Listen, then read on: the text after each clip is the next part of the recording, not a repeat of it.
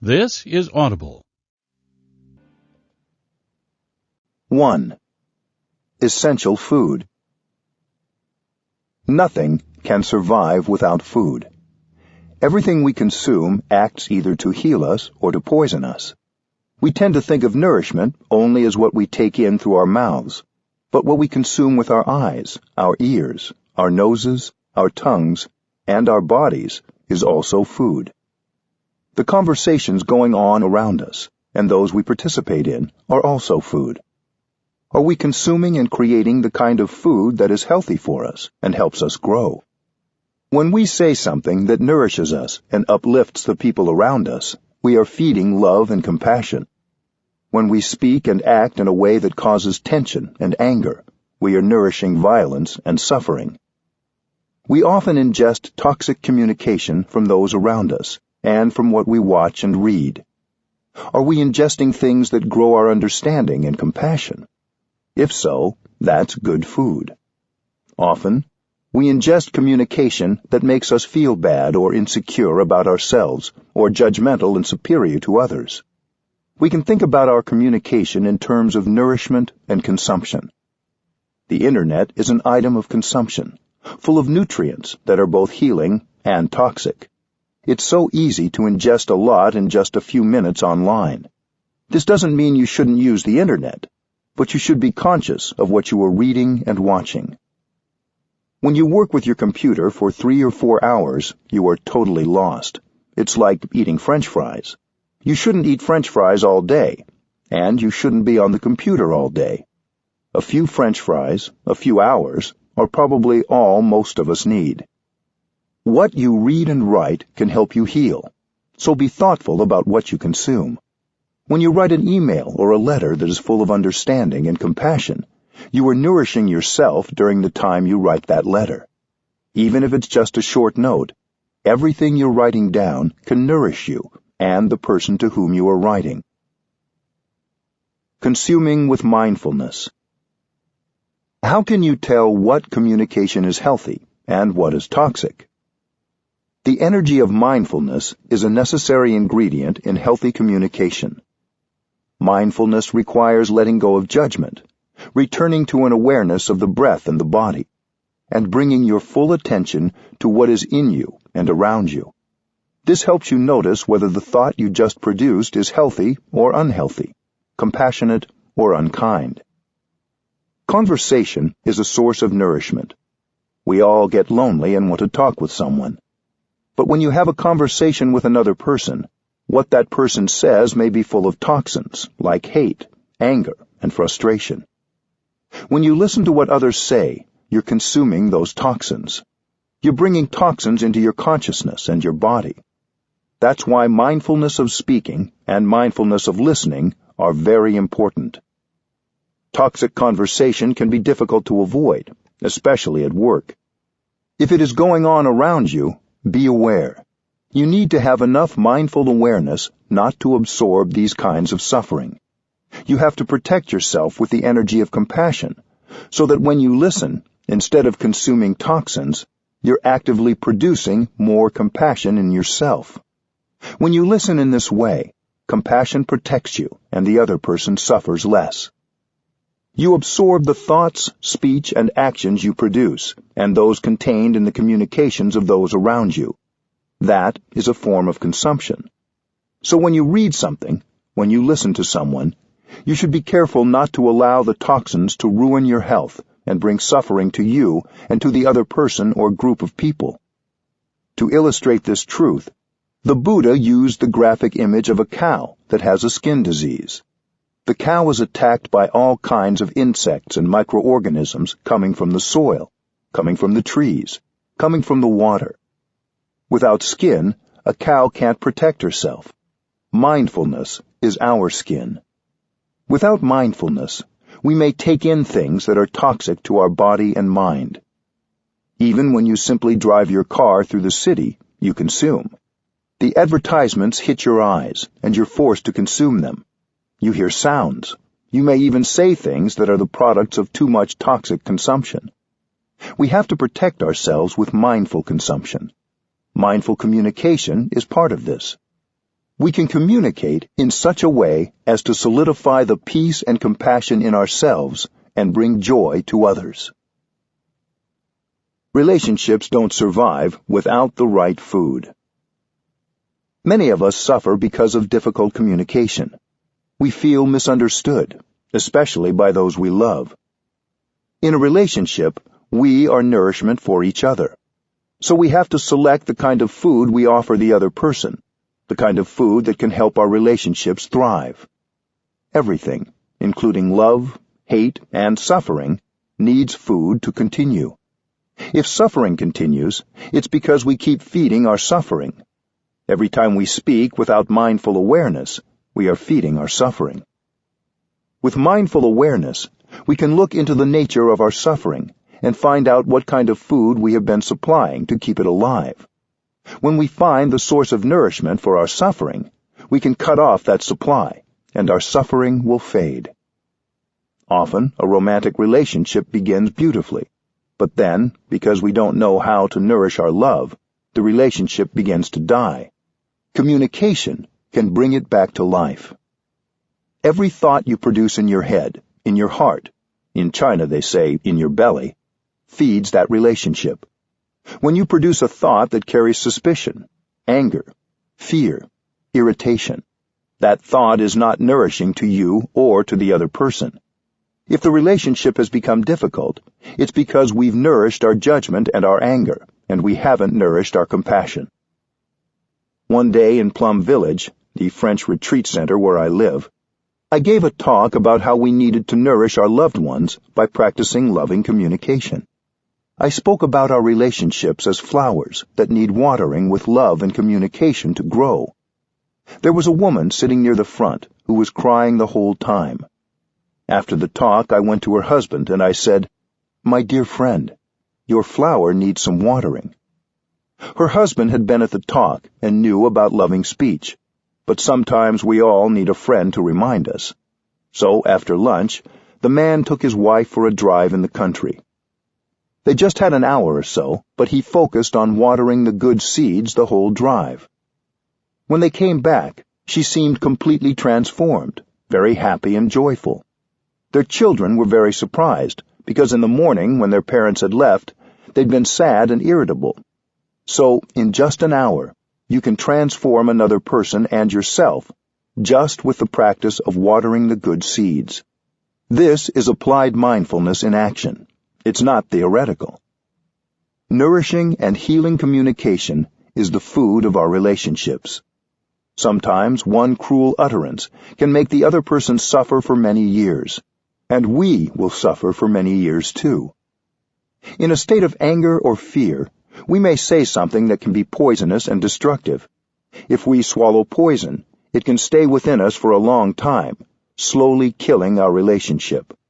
We may not even know what we said or did that started to poison the relationship, but we have the antidote: mindful compassion and loving communication.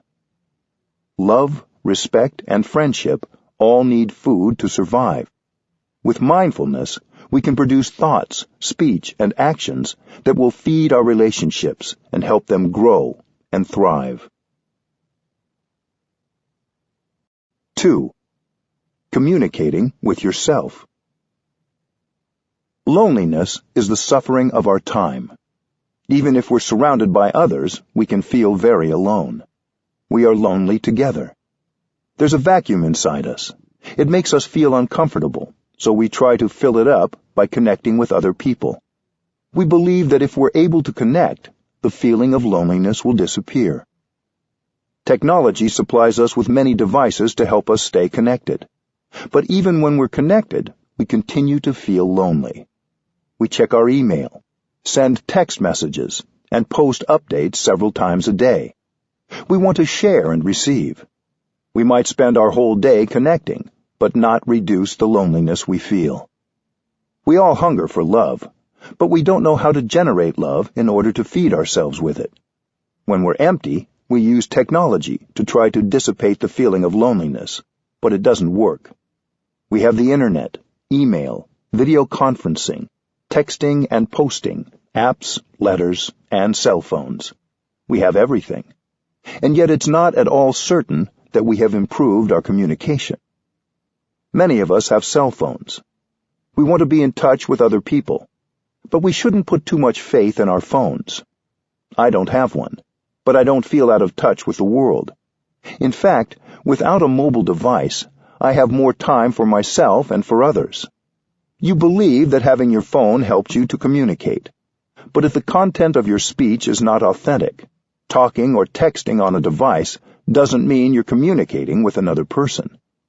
We believe too much in the technologies of communication. Behind all these instruments we have the mind, the most fundamental instrument for communication.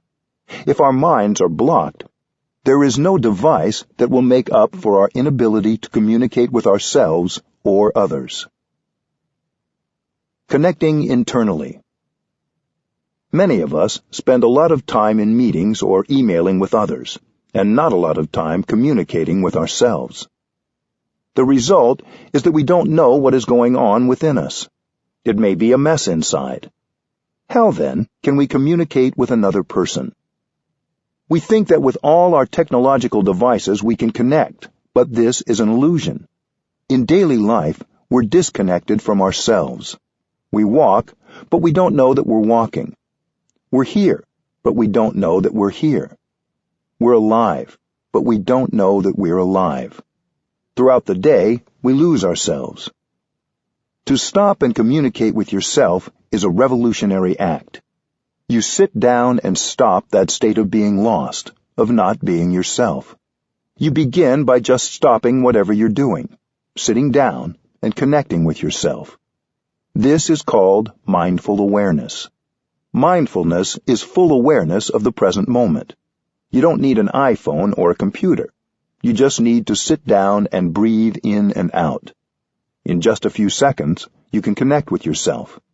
You know what is going on in your body, your feelings, your emotions, and your perceptions. Digital purpose. When you don't feel you can communicate well in person, or wonder if what you say will be hard for the other person to hear, sometimes the best way to communicate is to write a letter or an email.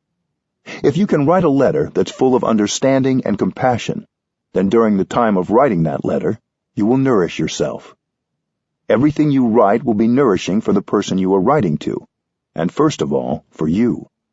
The other person hasn't received the email or letter yet, but while typing the letter, you are nourishing yourself, because what you're saying in the letter is full of compassion and understanding. Especially at the beginning of your practice, it may be easier for you to practice mindful communication in writing. Writing this way is good for our health. We can send an email, we can text, and we can talk on the phone and use mindful communication. If our message is full of understanding and compassion, we'll be able to remove fear and anger from the other person.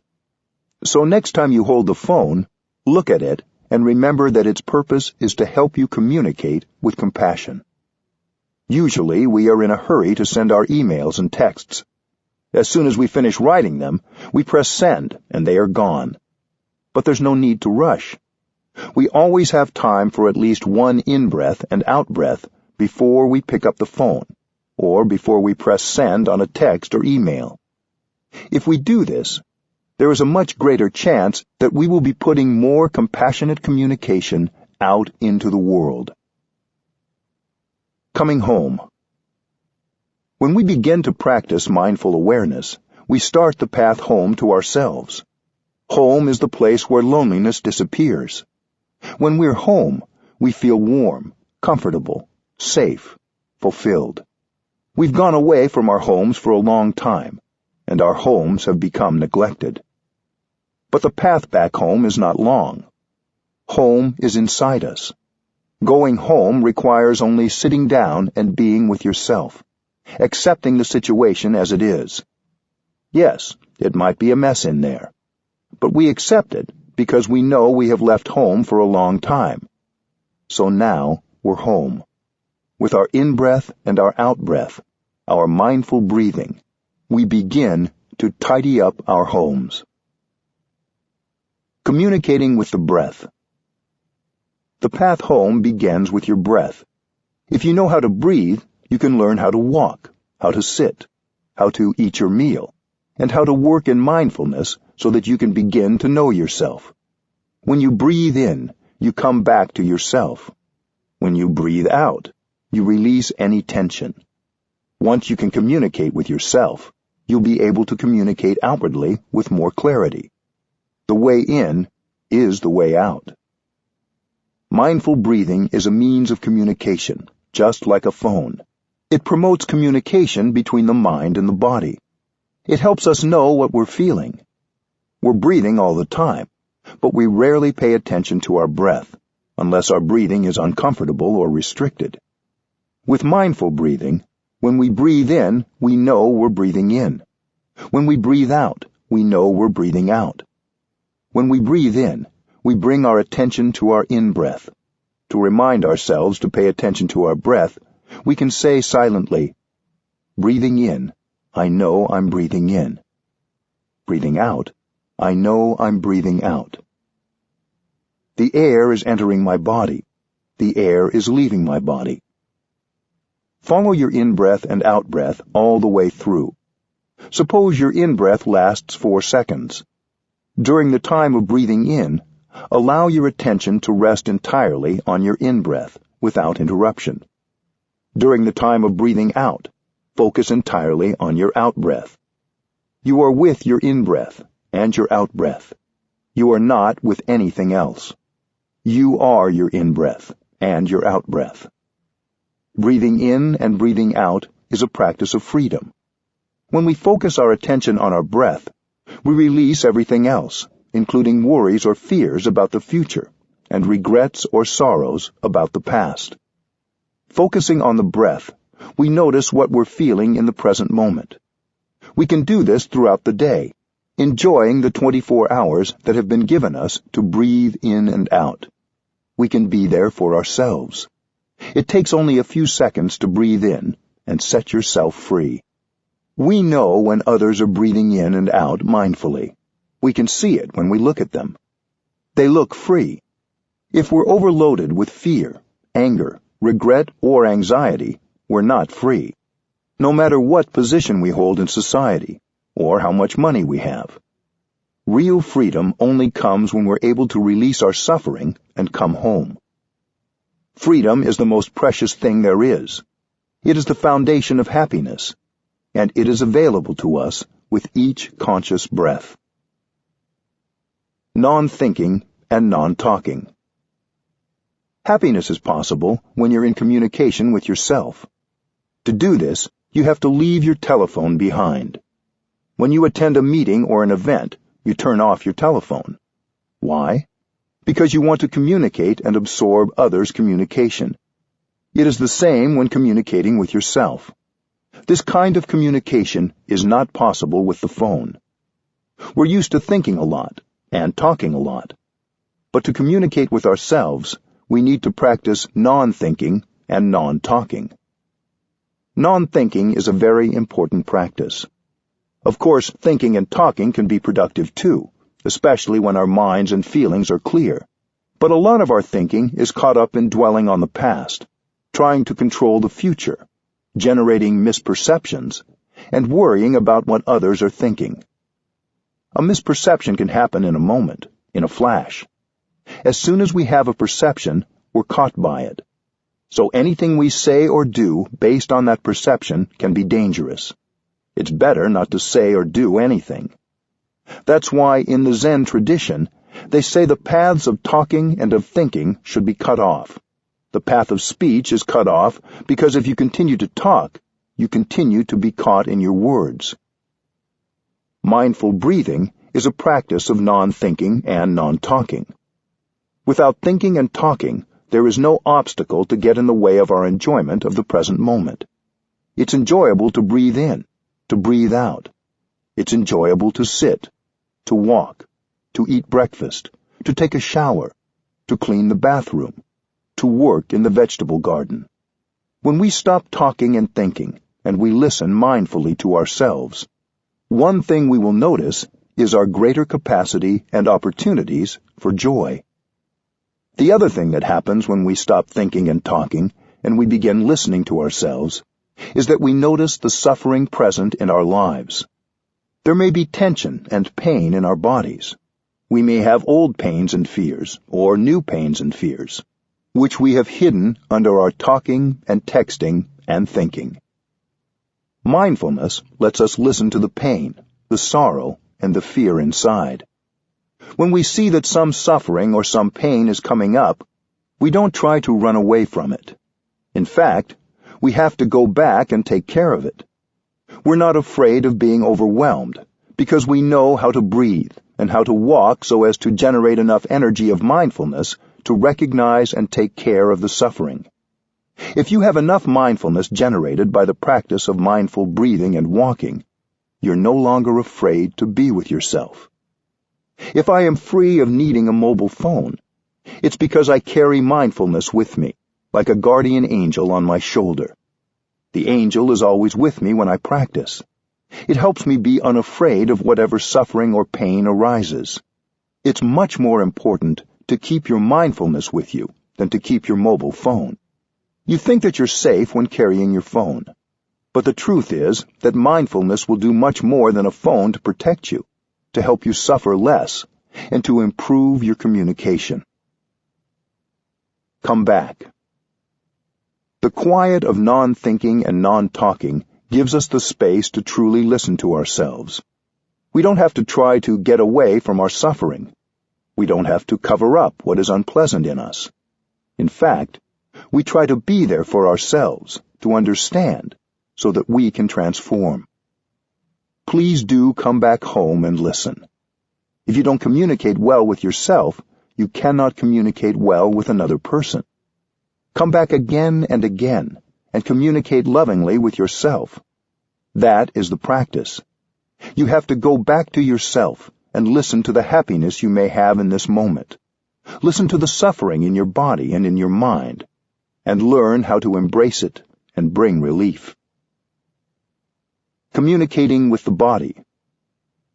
As long as we have mindfulness with us, we can breathe mindfully throughout the day as we go about our daily activities. But our mindfulness will be stronger and will get more healing and communicate more successfully if we take the time to pause and sit quietly for a few moments. When a newly freed Nelson Mandela came to France for a visit, a journalist asked him what he would most like to do. He said, "Sit down and do nothing." Since his release from prison and his official entry into politics, he hadn't had any time to just enjoy sitting. We should make time to sit, even if it's for only a few minutes a day, because sitting is a pleasure. Whenever we're restless and don't know what to do, that is a good time to sit down. It's good to sit when we're peaceful, too, as a way of nurturing a habit and practice of sitting. When we stop and sit, we can begin right away to follow our in-breath and out-breath. Immediately, we can enjoy breathing in and breathing out, and everything gets a little bit better because the present moment becomes available to us.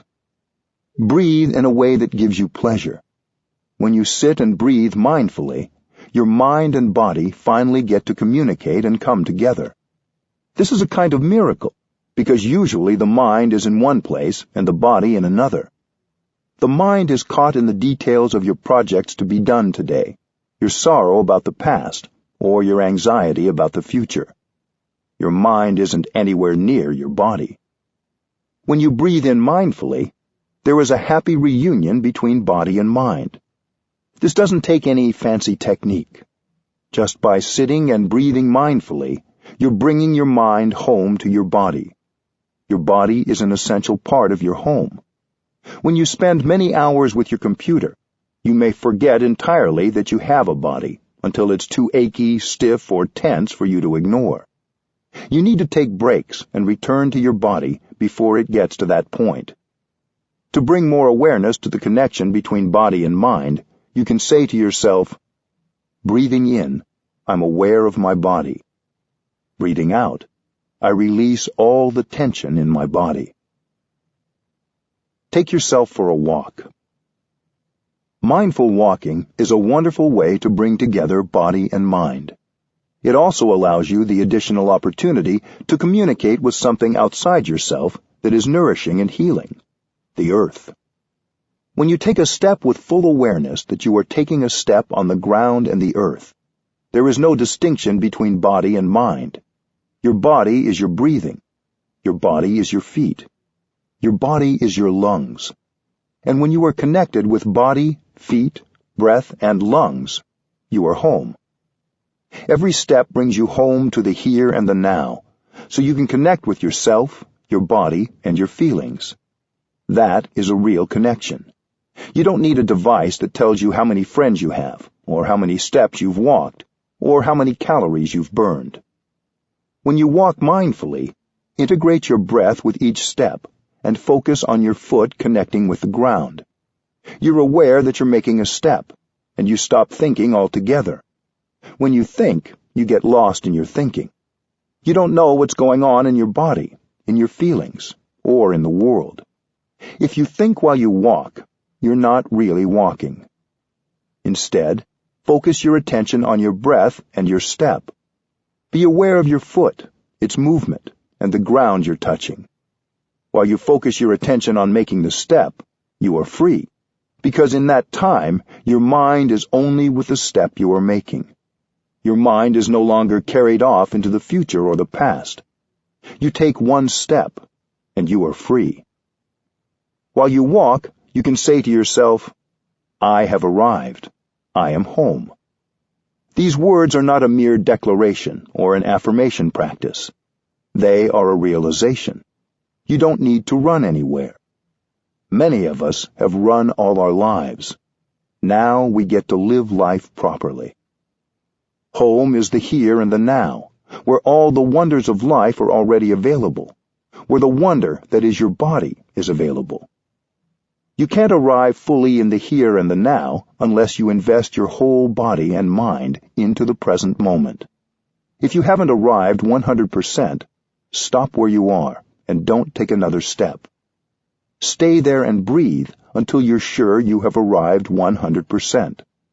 Then you can smile a smile of victory. It's probably best to do that only when you are enjoying mindful walking alone. If you are around other people, you may create a traffic jam. You don't need an app or an outsider to tell you whether you have arrived. You will know you have arrived because you will recognize that you're comfortable being. When you walk from the parking lot to your office, go home in each step. Recover yourself and connect with yourself during every step. No matter where you're going, you can walk as a free person on this planet Earth and enjoy every step. Walking on the earth heals our alienation. Many of us live in a way that alienates us from the earth and from our own bodies. Most of us live very isolated from each other. We humans can get extremely lonely. We're separated not just from the earth and from each other, but from our own selves. We spend many hours every day forgetting we have bodies. But if we begin to practice breathing mindfully and listening to the body, we can also begin to look deeply and see that the earth is all around us. We touch the earth, and we are no longer alienated from our own bodies or from the body of the earth. We commonly think of the earth as our environment, but looking more deeply, we see that the earth is a wonderful living reality. Often, when we feel alone, we forget that we can connect directly with the earth. When we bring mindfulness to our steps, these steps can bring us back in touch with our own bodies and with the body of the earth. These steps can rescue us from our alienation. Connecting to our suffering. When we begin to breathe mindfully and listen to our bodies, we become aware of feelings of suffering that we've been ignoring. We hold these feelings in our bodies as well as our minds. Our suffering has been trying to communicate with us, to let us know it is there, but we have spent a lot of time and energy ignoring it. When we begin breathing mindfully, feelings of loneliness, sadness, fear, and anxiety may come up. When that happens, we don't need to do anything right away. We can just continue to follow our in-breath and our out-breath. We don't tell our fear to go away. We recognize it. We don't tell our anger to go away. We acknowledge it. These feelings are like a small child tugging at our sleeves. Pick them up and hold them tenderly. Acknowledging our feelings without judging them or pushing them away, embracing them with mindfulness, is an act of homecoming. The suffering of our ancestors. We know that the suffering inside us contains the suffering of our fathers, our mothers, and our ancestors. Our ancestors may not have had a chance to get in touch with the practice of mindfulness, which could help them transform their suffering.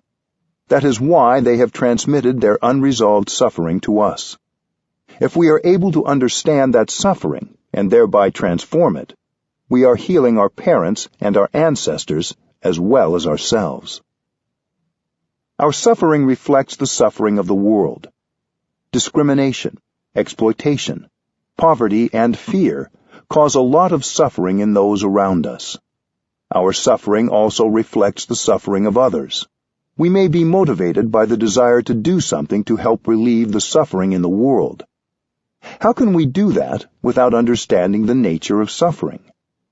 If we understand our own suffering, it will become much easier for us to understand the suffering of others and of the world. We may have the intention to do something or be someone that can help the world suffer less, but unless we can listen to and acknowledge our own suffering, we will not really be able to help. Listening deeply. The amount of suffering inside us and around us can be overwhelming. Usually we don't like to be in touch with it because we believe it's unpleasant. The marketplace provides us with everything imaginable to help us run away from ourselves. We consume all these products in order to ignore and cover up the suffering in us. Even if we're not hungry, we eat. When we watch television, even if the program isn't very good, we don't have the courage to turn it off, because we know that when we turn it off, we may have to go back to ourselves and get in touch with the suffering inside. We consume not because we need to consume, but because we're afraid of encountering the suffering inside us. But there is a way of getting in touch with the suffering without being overwhelmed by it. We try to avoid suffering, but suffering is useful. We need suffering. Going back to listen and understand our suffering brings about the birth of compassion and love. If we take the time to listen deeply to our own suffering, we will be able to understand it. Any suffering that has not been released and reconciled will continue. Until it has been understood and transformed, we carry with us not just our own suffering, but also that of our parents and our ancestors. Getting in touch with the suffering that has been passed down to us helps us understand our own suffering. Understanding suffering gives rise to compassion.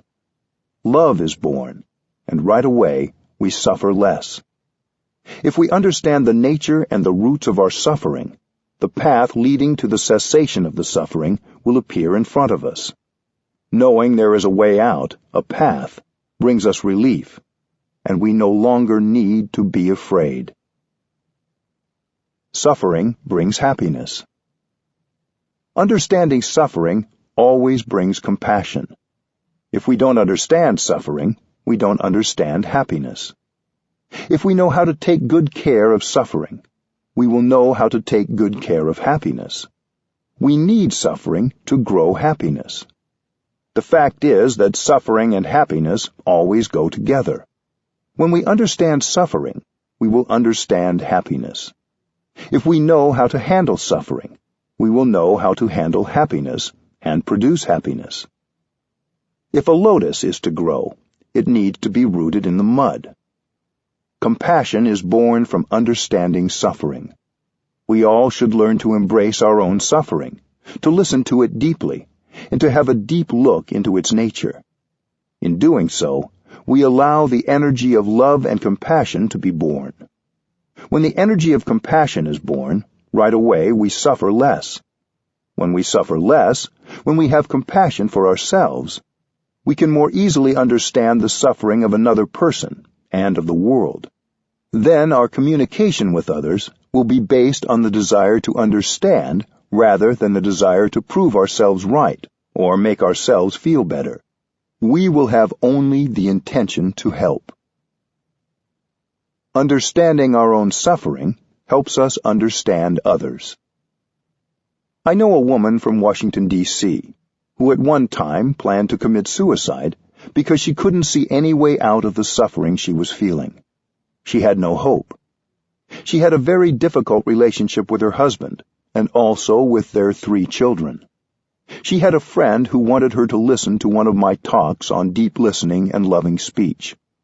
She refused because she was Catholic and she thought that listening to a Buddhist teaching meant she wasn't being true to her faith. On the night she planned to kill herself, she telephoned her friend to say goodbye. Her friend said, "Before you kill yourself, come say goodbye to me. Take a taxi." She came, and when she got there, her friend asked her, as a favor, to listen to the tape before she killed herself.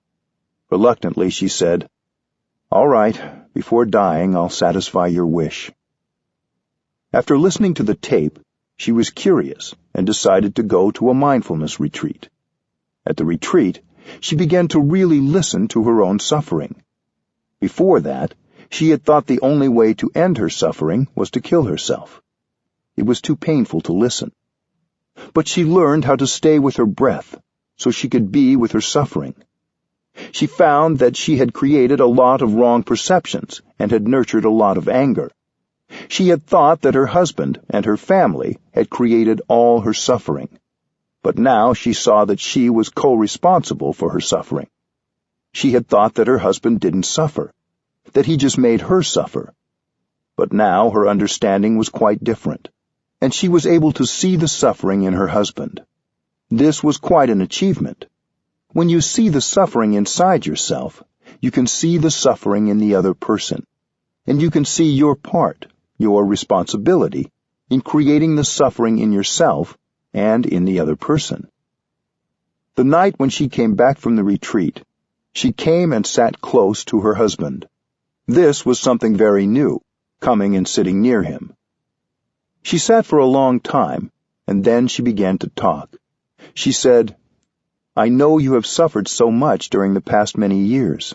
I couldn't help you. I made the situation worse. It wasn't my intention to make you suffer. It was just because I didn't understand you. I didn't see the suffering inside you. Tell me about your difficulties. Please, help me understand." She was able to use this kind of loving speech. Her husband began to cry like a baby, because for so many years she hadn't talked to him in a loving way. Their relationship had been very beautiful in the beginning, but it had become filled with resentment and arguments and lacked any real communication. That night began their journey to reconciliation. 2 weeks later, the couple came with their children to tell me this story. Loving yourself is the basis for compassion. We tend to think we already know and understand our loved ones very well, but that may not be so. If we haven't understood our own sufferings and our own perceptions, how can we understand the suffering of another person? We shouldn't be too sure that we understand everything about the other person.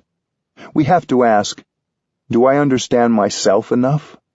Do I understand my suffering and its roots? Once you have some understanding and insight into your own suffering, you begin to be better at understanding and communicating with someone else. If you can't accept yourself, if you hate yourself and get angry with yourself, how can you love another person and communicate love to him or her? Self-understanding is crucial for understanding another person. Self-love is crucial for loving others. When you've understood your suffering, you suffer less, and you are capable of understanding another person's suffering much more easily. When you can recognize the suffering in the other person and see how that suffering came about, compassion arises. You no longer have the desire to punish or blame the other person. You can listen deeply, and when you speak, there is compassion and understanding in your speech. The person with whom you're speaking will feel much more comfortable, because there is understanding and love in your voice. Coming home to ourselves to understand our suffering and its roots is the first step. Once we understand our suffering and how it came about, we're in a position to communicate with others in such a way that they also suffer less. Our relationships depend on the capacity of each of us to understand our own difficulties and aspirations and those of others. When you can truly come home to yourself and listen to yourself, you can profit from every moment given you to live. You can enjoy every moment. With good internal communication facilitated by mindful breathing, you can begin to understand yourself, understand your suffering, and understand your happiness. Knowing how to handle suffering, you know at the same time how to produce happiness. And if you're truly happy, we all profit from your happiness. We need happy people in this world. 3. The keys to communicating with others. As you connect with yourself, you begin connecting more deeply with other people. Without the first step, the second step isn't possible.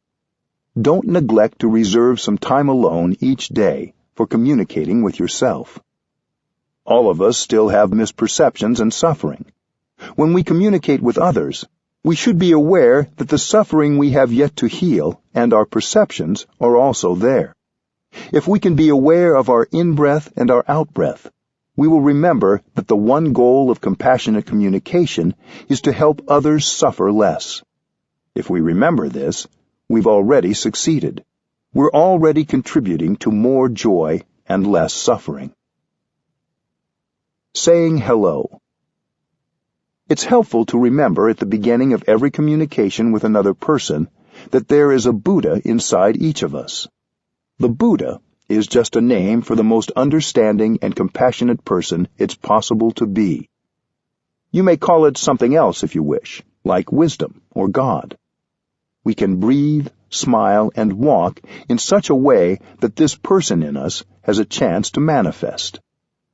Where I live in Plum Village, every time you meet someone on your way somewhere, you join your palms and bow to him or to her with respect, because you know that there is a Buddha inside that person.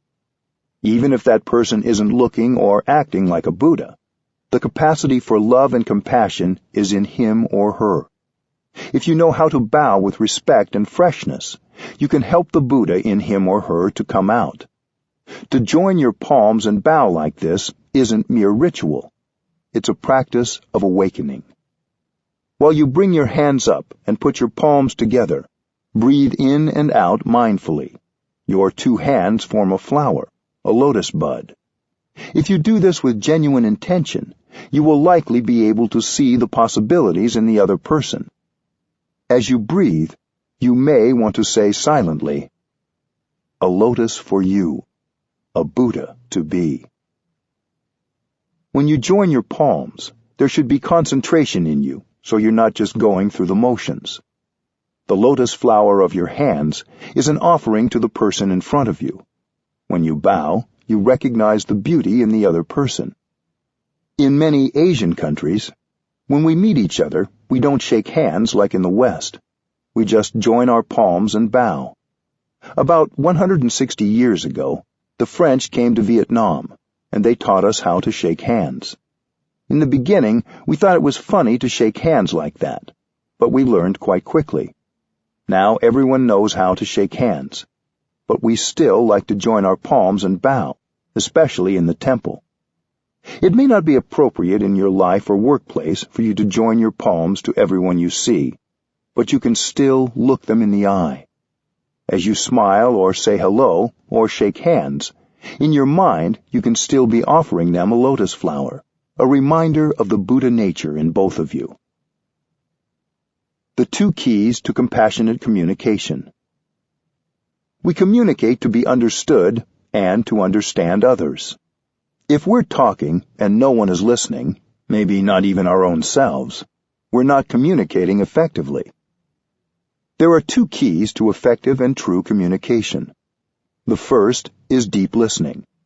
The second is loving speech. Deep listening and loving speech are the best instruments I know for establishing and restoring communication with others and relieving suffering. We all want to be understood. When we interact with another person, particularly if we haven't practiced mindfulness of our own suffering and listened well to our own selves, we're anxious for others to understand us right away. We want to begin by expressing ourselves. But talking first like that doesn't usually work. Deep listening needs to come first. Practicing mindfulness of suffering, recognizing and embracing the suffering in oneself and in the other person, will give rise to the understanding necessary for good communication. When we listen to someone with the intention of helping that person suffer less, this is deep listening. When we listen with compassion, we don't get caught in judgment.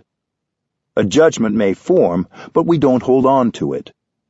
Deep listening has the power to help us create a moment of joy, a moment of happiness, and to help us handle a painful emotion.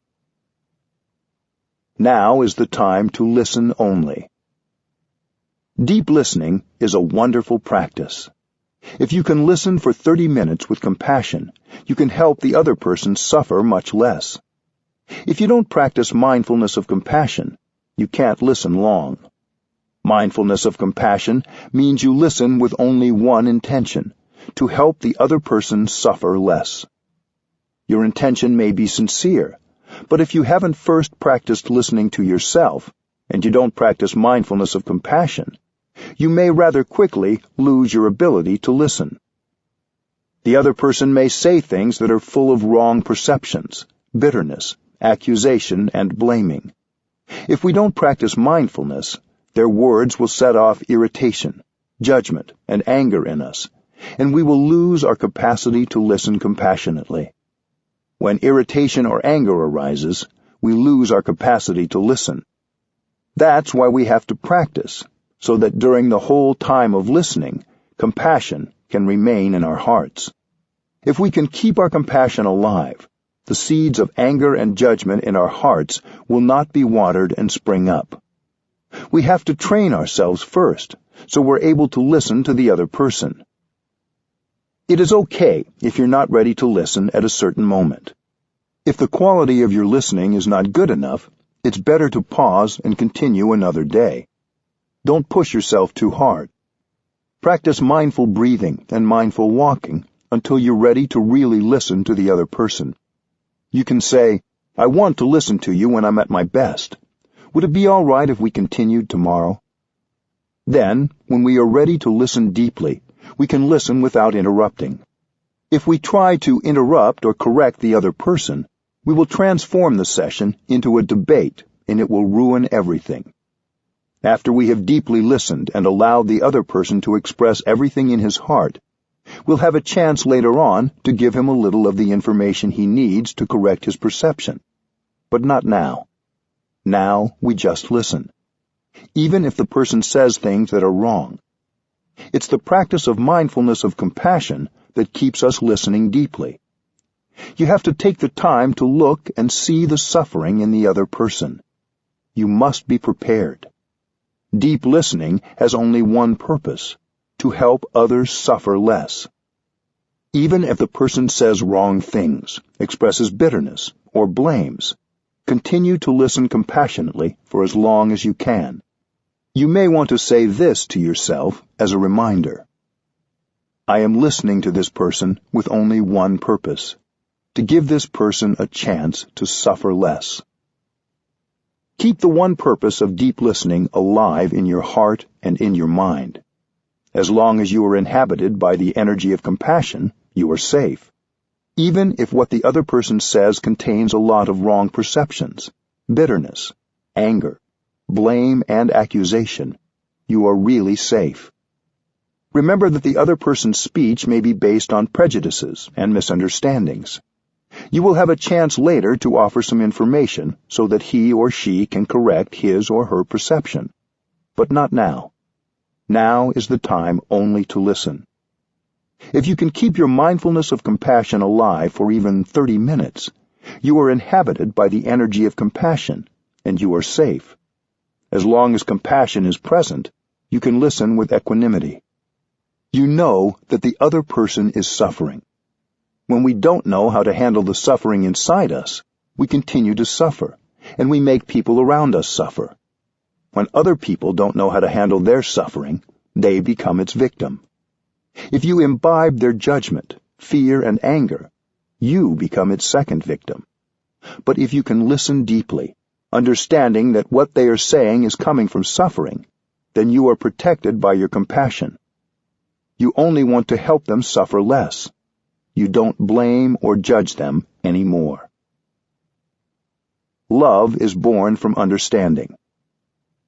Listening deeply and compassionately, you begin to understand the other person more fully, and love is nourished. The foundation of love is understanding, and that means, first of all, understanding suffering. Each of us is hungry for understanding. If you really want to love someone and make him or her happy, you have to understand that person's suffering. With understanding, your love will deepen and become true love. Listening to suffering is an essential ingredient for generating understanding and love. I define happiness as the capacity to understand and to love, because without understanding and love, no happiness could be possible. We don't have enough understanding and love, which is why we suffer so much. This is what we are thirsting for. Compassion and love are born from understanding. How can you love unless you understand? How can the father love his son if he doesn't understand the suffering and difficulties of his son? How can someone make his beloved happy without knowing anything about that person's suffering and difficulties?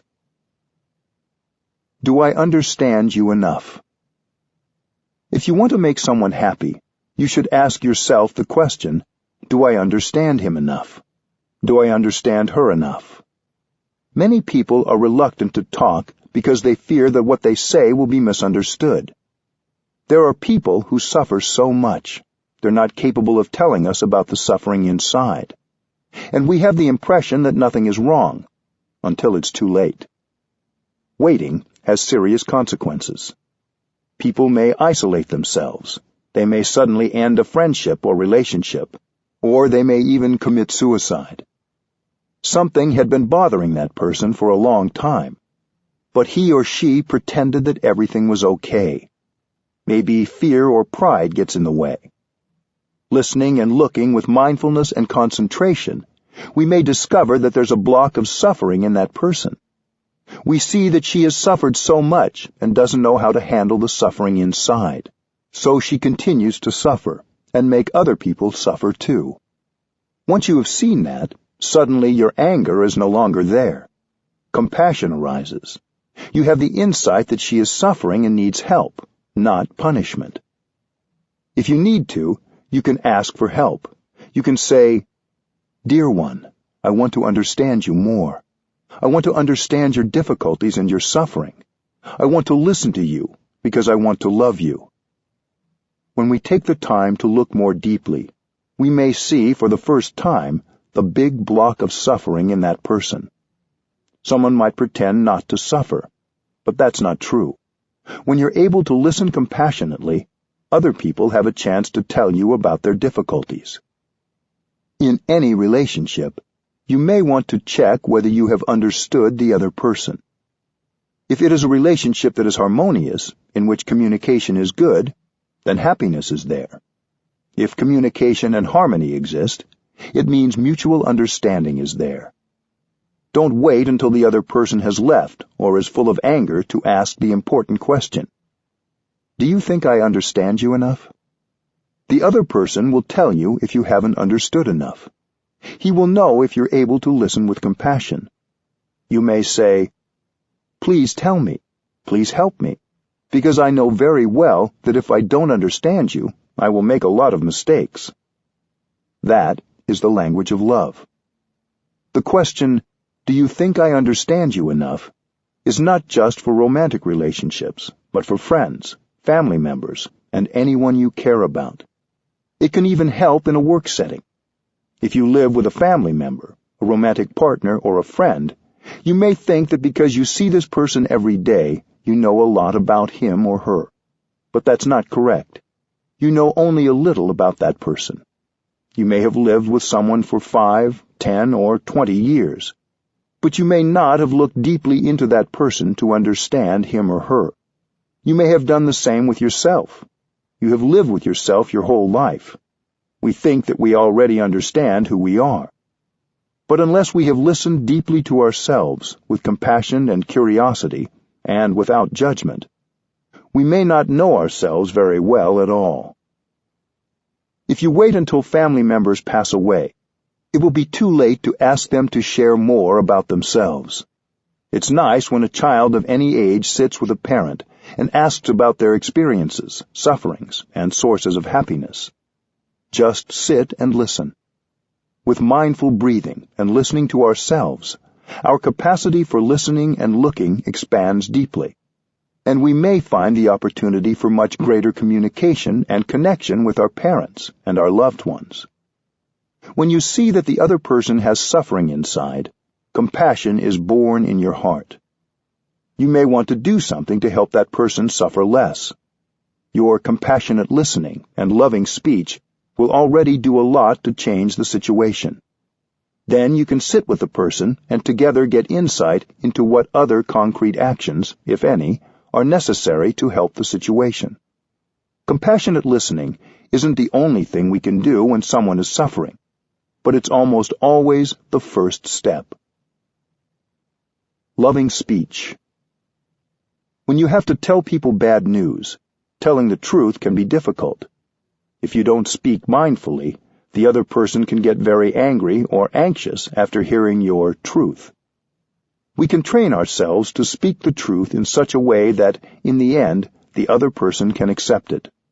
When you speak, you try to tell others the truth about your suffering and their suffering. This is loving speech. You speak in a way that helps others recognize the suffering inside themselves and in you. We have to be skillful. The one who speaks has to be very mindful, using words in a way that can help the listener not be caught in wrong perceptions. And the listener has to be careful not to be caught in the words being said or the ideas being offered. There needs to be mindfulness and skillfulness on the part of both the speaker and the listener. Because you have first practiced compassionate listening, you know that what you say can carry with it insight and understanding. With more understanding, you can really help the other person suffer less, and your communication is more effective. You speak gently because you are willing to help. The way we communicate already makes the other person feel much better. The words we say are nourishment. We can use words that will nourish ourselves and nourish another person. What you say, what you write, should convey only compassion and understanding. Your words can inspire confidence and openness in another person. Generosity can be practiced wonderfully with loving speech. You don't have to spend any money to practice generosity. In Buddhism, another way of saying loving speech is right speech.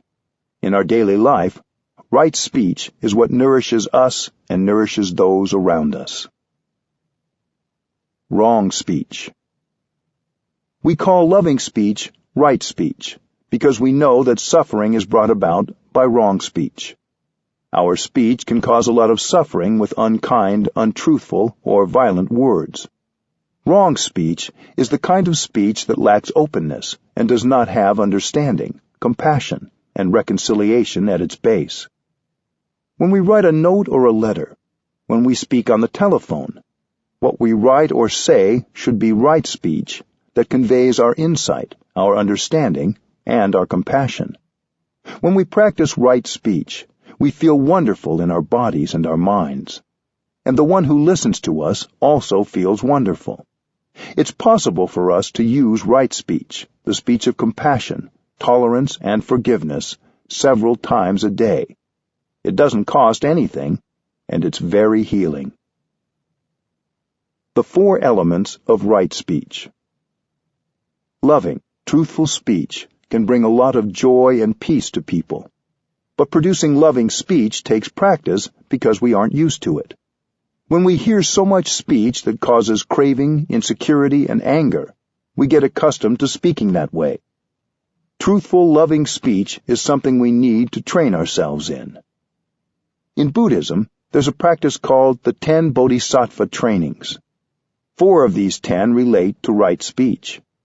A bodhisattva is an enlightened being who has dedicated his or her life to alleviating the suffering of all living beings. Enlightenment is always enlightenment about something.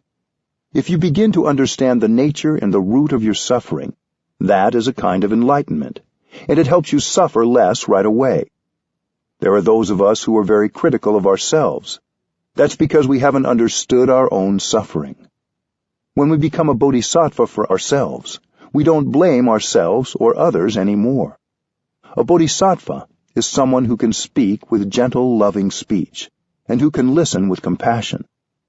Anyone can become a bodhisattva by training diligently. You don't have to practice for 10 years to become a bodhisattva. Spend at least some time each day, even if it's only 5 or 10 minutes, sitting, practicing mindful breathing, and listening to yourself. Here are the 4 bodhisattva guidelines of the 10 bodhisattva trainings for right speech. 1. Tell the truth. Don't lie or turn the truth upside down. 2. Don't exaggerate. 3. Be consistent. This means no double talk, speaking about something in one way to one person and in an opposite way to another for selfish or manipulative reasons. 4.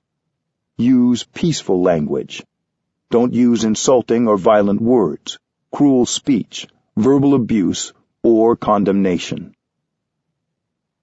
Tell the truth. The first element of right speech is to tell the truth. We don't lie. We try not to say untruthful things. If we think the truth is too shocking, we find a skillful and loving way to tell the truth. But we have to respect the truth. There are those who verbally abuse people and make them suffer, and then say, "I'm only telling the truth." But they tell the truth in a violent and attacking way. Sometimes it can even cause the other person to feel great suffering. When you tell the truth, sometimes the result isn't what you wanted. You need to look deep into the mind of the other person to see how you can tell the truth in such a way that others don't feel threatened, so they can listen. You try to tell the truth in a loving and protective way. It's important to remember that what you think is the truth could be your own incomplete or erroneous perception. You think it's the truth, but your perception may be partial. It may be blocked by something. Lying is dangerous, because one day the other person may find out the truth. That could be a catastrophe. So if we don't want to lie, and we don't want to trigger a hurt, we have to be mindful of our words and find a skillful means to tell the truth. There are many ways to tell the truth. It's an art. The truth is a solid base for a long-lasting relationship. If you don't build your relationship on the truth, sooner or later it will crumble. We have to find the best way to tell the truth so that the other person can receive it easily. Sometimes, even the most skillful words can cause pain. That is okay. Pain can heal. If your words are spoken with compassion and understanding, the pain will heal more quickly. Suffering can be beneficial. There can be goodness in suffering, but we don't want to make the other person suffer needlessly. We can minimize the shock and the pain. We try to convey the truth in such a way that other people can hear us without suffering too much. The important thing is that they feel safe. They may not get it, or it may take time for them to get it. They may continue to have a different perception than ours. Sometimes you can begin by telling another story, the story of someone else whose situation is similar to the person you are speaking to, so that he or she can get accustomed to the idea. It's easier to listen to the story of another person. You can say, "What do you think? Would it be good for the other person to hear the truth or not?" Usually people say, "Yes, it's good to hear the truth." Sometimes the person you are speaking to will come to the conclusion independently and learn from the case of the other person. It takes a lot of practice to tell the truth in a way that the other person can hear. Don't exaggerate. The second part of right speech is to refrain from inventing and exaggerating. You want to speak about some little thing, but you exaggerate and make it very big. For example, someone has made a mistake, but you exaggerate as though it's something many times worse. Sometimes when we're speaking to ourselves, we make something seem very tragic to justify and even feed anger. There may be some truth in what you want to say, but you exaggerate what the other person has done, so you paint a wrong image of the other. This may seem harmless, but it takes you away from the truth and takes away the trust in a relationship. Be consistent. The third kind of incorrect speech is what we call in Vietnamese forked tongue or double tongue.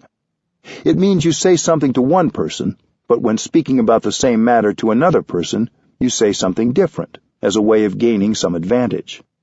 You speak about the same situation, but in conflicting ways. This causes division and can make a person or group think badly about the other person or group when there's no basis for it. This can cause a lot of suffering on both sides and might even cause them to become enemies. Right speech requires being true to your word and not changing the content for your own advantage or to portray yourself in a better light. Use peaceful language. The fourth aspect of right speech is to refrain from speech that's violent, condemning, abusive, humiliating, accusing, or judgmental. The 4 criteria. In the time of the Buddha, people were caught by mental constructions and interpreted the teachings in ways that were not intended by the teacher. The Buddha and his students came up with 4 criteria that should be contained in any teaching.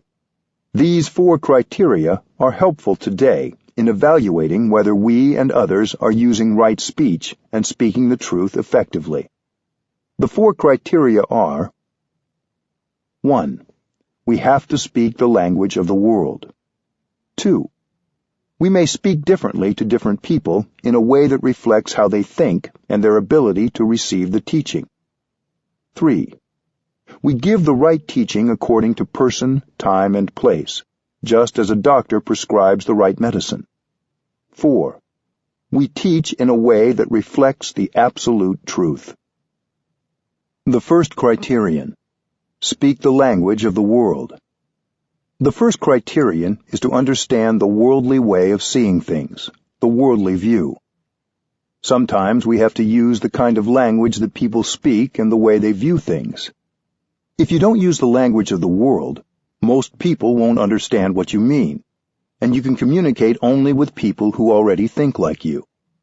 This doesn't mean you have to learn Vietnamese and Arabic, but rather that you have to speak in terms that people can understand, based on their daily experience of life. For example, we are used to saying that the sky is above and the earth is below. When we sit here, we say that what's above us is up and what's below us is down. But for those who are sitting on the other side of the planet, our down is their up, and our up is their down. What is up and down for this corner of the planet is not up and down for another part of the planet. So, up and down is a truth, but it's a relative truth. We can use it as part of our common language to communicate with each other, without needing to have an extended discussion of up and down each time we talk. The second criterion: speak according to the understanding of the person listening. The second criterion says that we may have to speak to each person differently. This doesn't contradict the element of right speech that says not to speak with a forked tongue, doublespeak. We need to keep the truthful content the same, while being aware of the perspective and understanding of the person we're speaking to, so others have an opportunity to really hear what's being said. With one person, you speak one way. With another person, you have to speak a different way. You have to look deeply at the person to see how he or she perceives, and speak in a way that takes that into account. so others can understand what you say. If someone's understanding is profound, you speak in a way that takes that into consideration. One day, someone asked the Buddha, "When that person passes away, which heaven do you think he will go to?" The Buddha answered that he might be born into this or that heavenly realm. Later, another person asked the Buddha, "When that person dies, where will he go?" The Buddha answered, "He will not go anywhere." Someone standing nearby asked the Buddha why he had given the two people two different answers. The Buddha replied that it depends on the person who asks. He said, "I have to speak according to the mind of the person who listens, and the ability of that person to receive what I share." There's a story of someone who gave a woman a pot of milk in the morning. At the end of the day, he came to get it back. During the day, the milk had turned into butter and cheese. The man said, "But I gave you milk, and you gave me back butter and cheese. So, is milk the same or different from the butter?" It's not the same, but it's not different either. To those with more profound understanding, you have to give a deeper answer, reflecting that nothing is permanent and everything is constantly changing. So the teaching you give and the way you speak depends on the degree of wisdom of the receiver and that person's ability to understand what you say. You speak according to the background and the abilities of the person you're speaking to. The third criterion: prescribe the right medicine for the disease. The third criterion is to prescribe the right medicine for the disease. If you give someone the wrong medicine, that person could die. So to each you give a particular medicine. When you have attachment, craving, or despair, remember that you are your own teacher. You can listen to these strong emotions and communicate back the healing you need. Don't think that if you hear or read something that inspires you, you should then repeat it word for word. Think of how to make these truths you heard resonate with your own. Similarly, you also have to know the mind and the background of the person you're speaking to. If you were to give another person exactly the teaching you heard, it might not be the appropriate teaching for that person. You have to adapt what you say to the other's background. But what you say must also reflect the true teaching, so you use worldly language, but not just any worldly language. Your language has to be appropriate to the situation, while not straying from the truth. Think about how we talk to children about death or violence in the world. Do we tell them the truth in a different way than we would an adult? One time, when I was visiting a museum, I entered a room containing a mummified human body. A little girl was there looking at the dead person. After we both had stood there looking together for a while, with fear in her eyes, she asked me something like, "Am I going to be lying dead on a table one day?" I breathed in and out, and gave her the only answer that was appropriate for that situation. No. I hope that someday a wise parent or friend will be able to talk with her about the impermanence of all things, including our bodies, and the deep teaching of the Buddha that nothing ever ceases to exist altogether. Nothing goes from being existent to being non-existent. But this was not the time or place for her to be told all that. So I gave her the best answer available under the circumstances, which was no. Even with adults, we can vary what we say depending on how fragile we think they might be about a certain subject. We want to share information in a way that people can integrate and use later, even if not right away. This isn't lying. It's telling the truth in a skillful way. There was a man belonging to the Jain tradition who asked the Buddha whether human beings have a self. The Buddha could have answered that there is no self, but he kept silent. Then the Jain man asked, "Then do we have no self?" The Buddha still kept silent. Later, Ananda asked the Buddha, "Why didn't you say there is no self?" The Buddha said, "I know that he is caught in his view. If I were to say that there is no self, he would be lost and he would suffer a lot.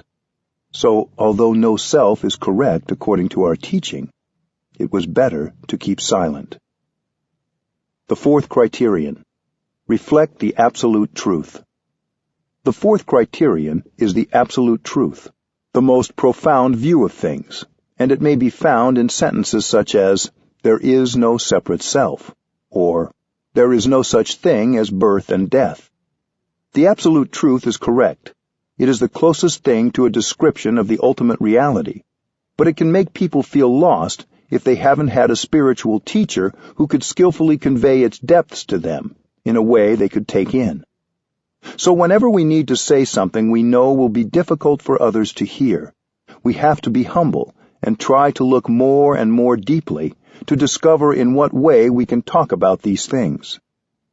There are some absolute truths, such as that of no birth and no death, that are very difficult to grasp in our everyday way of thinking and everyday lives. But then if we are shown something simple, such as a cloud, we can grasp very easily that the cloud isn't born and it doesn't die. It simply changes form. We may think of these absolute truths as abstract, but they are visible all around us in the natural world if we look deeply or have a teacher or companion with whom we can talk about what we see. If you use these four criteria, you will not be confused when you are reading or listening to something. They can also help you listen well to others and express yourself effectively in everyday life, whether in friendly conversation, when speaking to or listening in a group, or when reading a text, whether secular or religious. You will have a deep understanding of what is the truth in any given situation and how best to respond. This training isn't just about how we speak, but also goes along with how we listen. So the focus is what happens not only with the mind and tongue, but also with the ear. When we listen more deeply and see more clearly, compassion arises, and we use mindful speech that reflects our sincere and caring intentions. Instead of speaking cruelly, we begin to listen with compassion. When we have the ability to listen with compassion to the suffering of the other person, we will benefit as well. Our compassion makes us happy and peaceful. When we listen with compassion, we can understand things that we wouldn't be able to understand if we were full of anger. Listening deeply is a kind of looking deeply. You look not with your eyes, but with your ears. When you look with your eyes, you can see the suffering. When you look with your ears, you can hear the vibration of that person's words. In Vietnamese, the Bodhisattva Avalokiteshvara is called Quan the Am, in Chinese, Kuan Yin. Quan means to contemplate deeply, the means world, and Am means sound. Quan the Am listens to all the sounds, all the suffering of the world.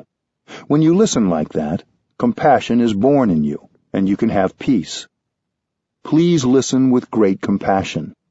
Even when you're sad because of bad news, your compassion will soothe your agitation and make you more peaceful. Help people understand. On my last trip to India, I was invited to be the guest editor for one day at the Times of India, the largest daily paper in India. It was during the Gandhi commemoration days in October 2008. One day I was sitting with the regular editors in a meeting when news came in of a terrorist attack in Mumbai, near the Pakistan border, in which a lot of people had been killed. The editors asked me, "If you were a journalist in our time, how would you report when there is so much bad news and so little good news? How should we be as journalists?" It's a difficult question. Reporters have to report the news. But if journalists are writing only from the place of shock, fear, or outrage, they will report it in a way that waters the fear and anger of the reader, possibly creating more violence. So what can we do when we receive such news? I didn't answer right away. I went back to my in-breath and out-breath, and I kept silent for a time, and they kept silent too. Then I said, "You have to tell the truth, but you have to report it in such a way that we don't water the seeds of fear, anger, and vengeance in people. So you have to sit as a practitioner and look deeply and ask, why would someone do violence to innocent people? When you've looked deeply, you will see that those who do violence have a wrong perception of the situation. They're so sure their perception is the truth. and they may think that if they also die in the explosion, they will go directly to heaven to join God. Everybody wants to live. Nobody wants to die. But they may think that by killing others and dying themselves, they are doing the work of God. They think that those on the other side are the enemies of God. You can see that that is wrong thinking, and so you have great compassion for them. For whoever has such a view, life is very dark, and he suffers a lot. There are many wrong perceptions everywhere. So long as those wrong perceptions persist, the number of terrorists will only increase. It will be very difficult to find and control them all. If one terrorist group is violently destroyed, another will emerge. It's endless. So I told the editors, when you report on terrorist acts, use your compassion and deep understanding. Explain the story in such a way that the reader doesn't become enraged and perhaps become another terrorist. We can tell the truth, but we must help people understand. When people understand, their anger will lessen. They don't lose hope. They know what to do and what not to do, what to consume and what not to consume, in order not to continue this kind of suffering. So my message that morning was that we should reflect and discuss events in a way that will not increase the despair and the anger in people. Instead, we can help them to understand why things happen, so their insight and compassion increase. We can make a big difference with the practice of looking deeply. The solution isn't to hide the truth. Using right speech in daily life. The 4 trainings in right speech remind us every day to use words that express non-discrimination, forgiveness, understanding, support, and love. It's very liberating to be able to say or write something using compassionate speech. Speaking in this way is as healing for the speaker as it is for the person being spoken to. These 4 trainings also remind us that anything we say which contains poisons, discrimination, and hate will make us suffer and make others suffer. It's a simple equation. Wrong speech causes ill-being. Right speech brings about well-being and healing. Every day we can say something that has the capacity to heal and help people. A grown-up can do this. A child can do this. A business person, a politician, or a teacher can do this. We don't need to wait for a special moment. We can stop what we're doing right now and send an email that contains right speech. And we can relieve the suffering inside us and the suffering in others right away. 4. The 6 mantras of loving speech. When we have the impression that we're all alone and nobody supports us, we can remember that it's only a perception. It's not accurate. Think of a tree standing outside right now. The tree is supporting us with beauty, freshness, and oxygen for us to breathe. That kind of support is also a kind of love. The fresh air outside, the plants that feed us, and the water that flows over our hands from the tap all support us. There are many ways that people can support us and love us without actually saying, "I love you." You may know people who have never said, "I love you," but you know they love you. When I was ordained as a novice monk, I had a teacher who I knew loved me deeply, but he never said, "I love you." That is the traditional way. If one pronounced the words, "I love you," it seemed that some of the sacredness was lost. Sometimes we feel very grateful, but we want to express our gratefulness in ways other than simply saying thank you.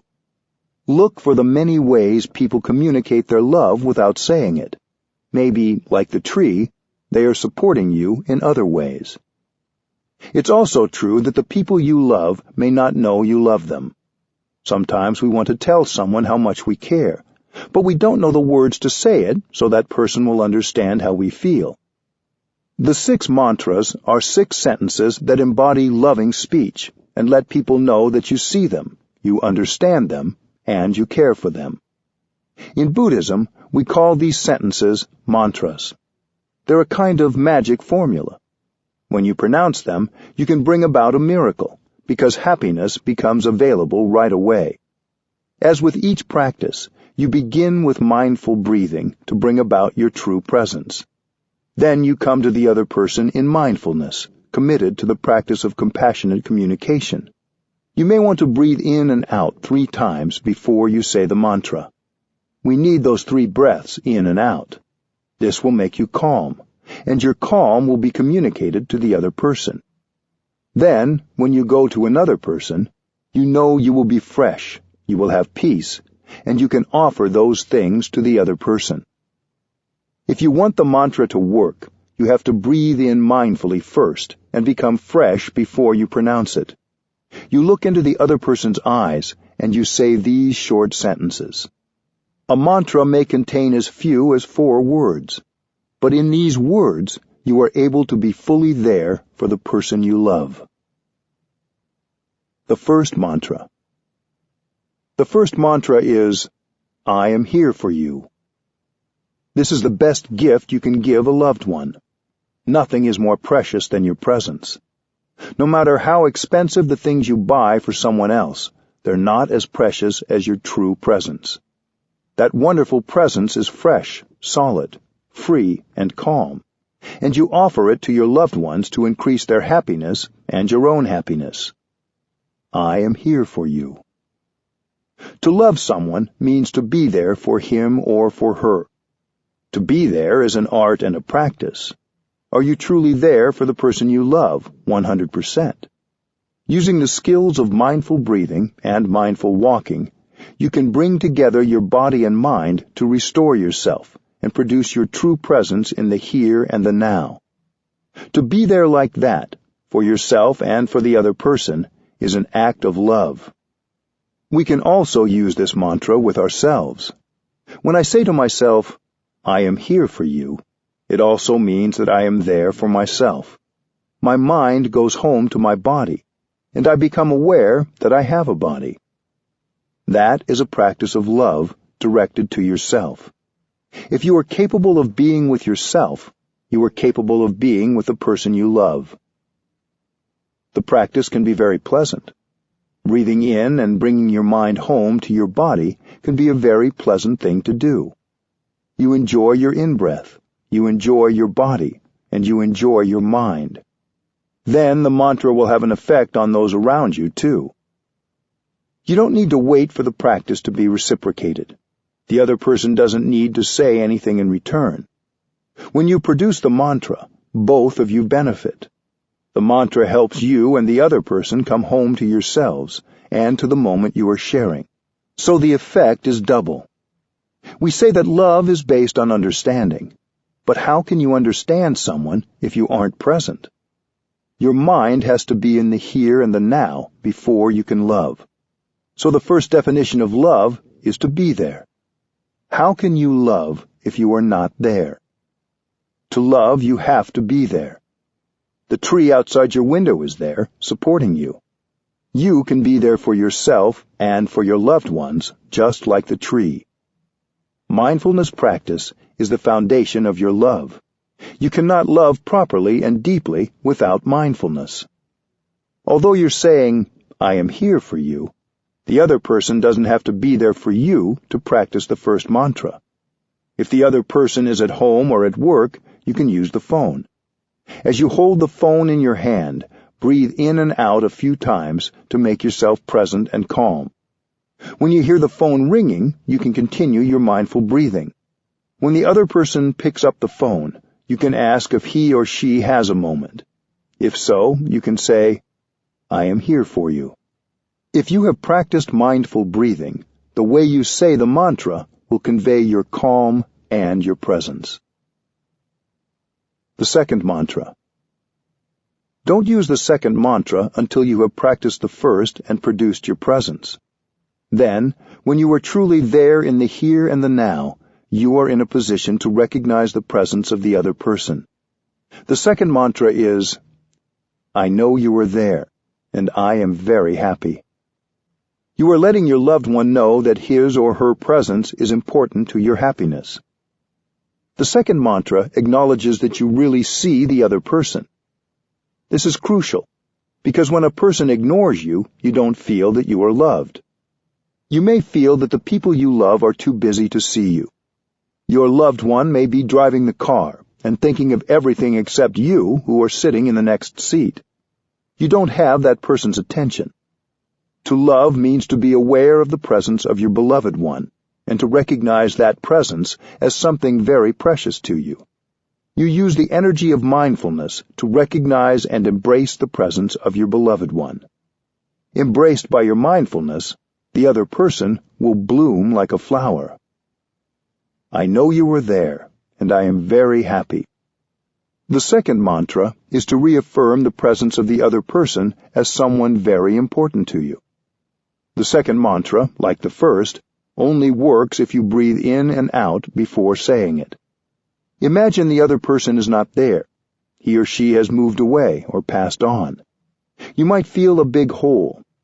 Right now, that person is alive and near you, so you're very lucky.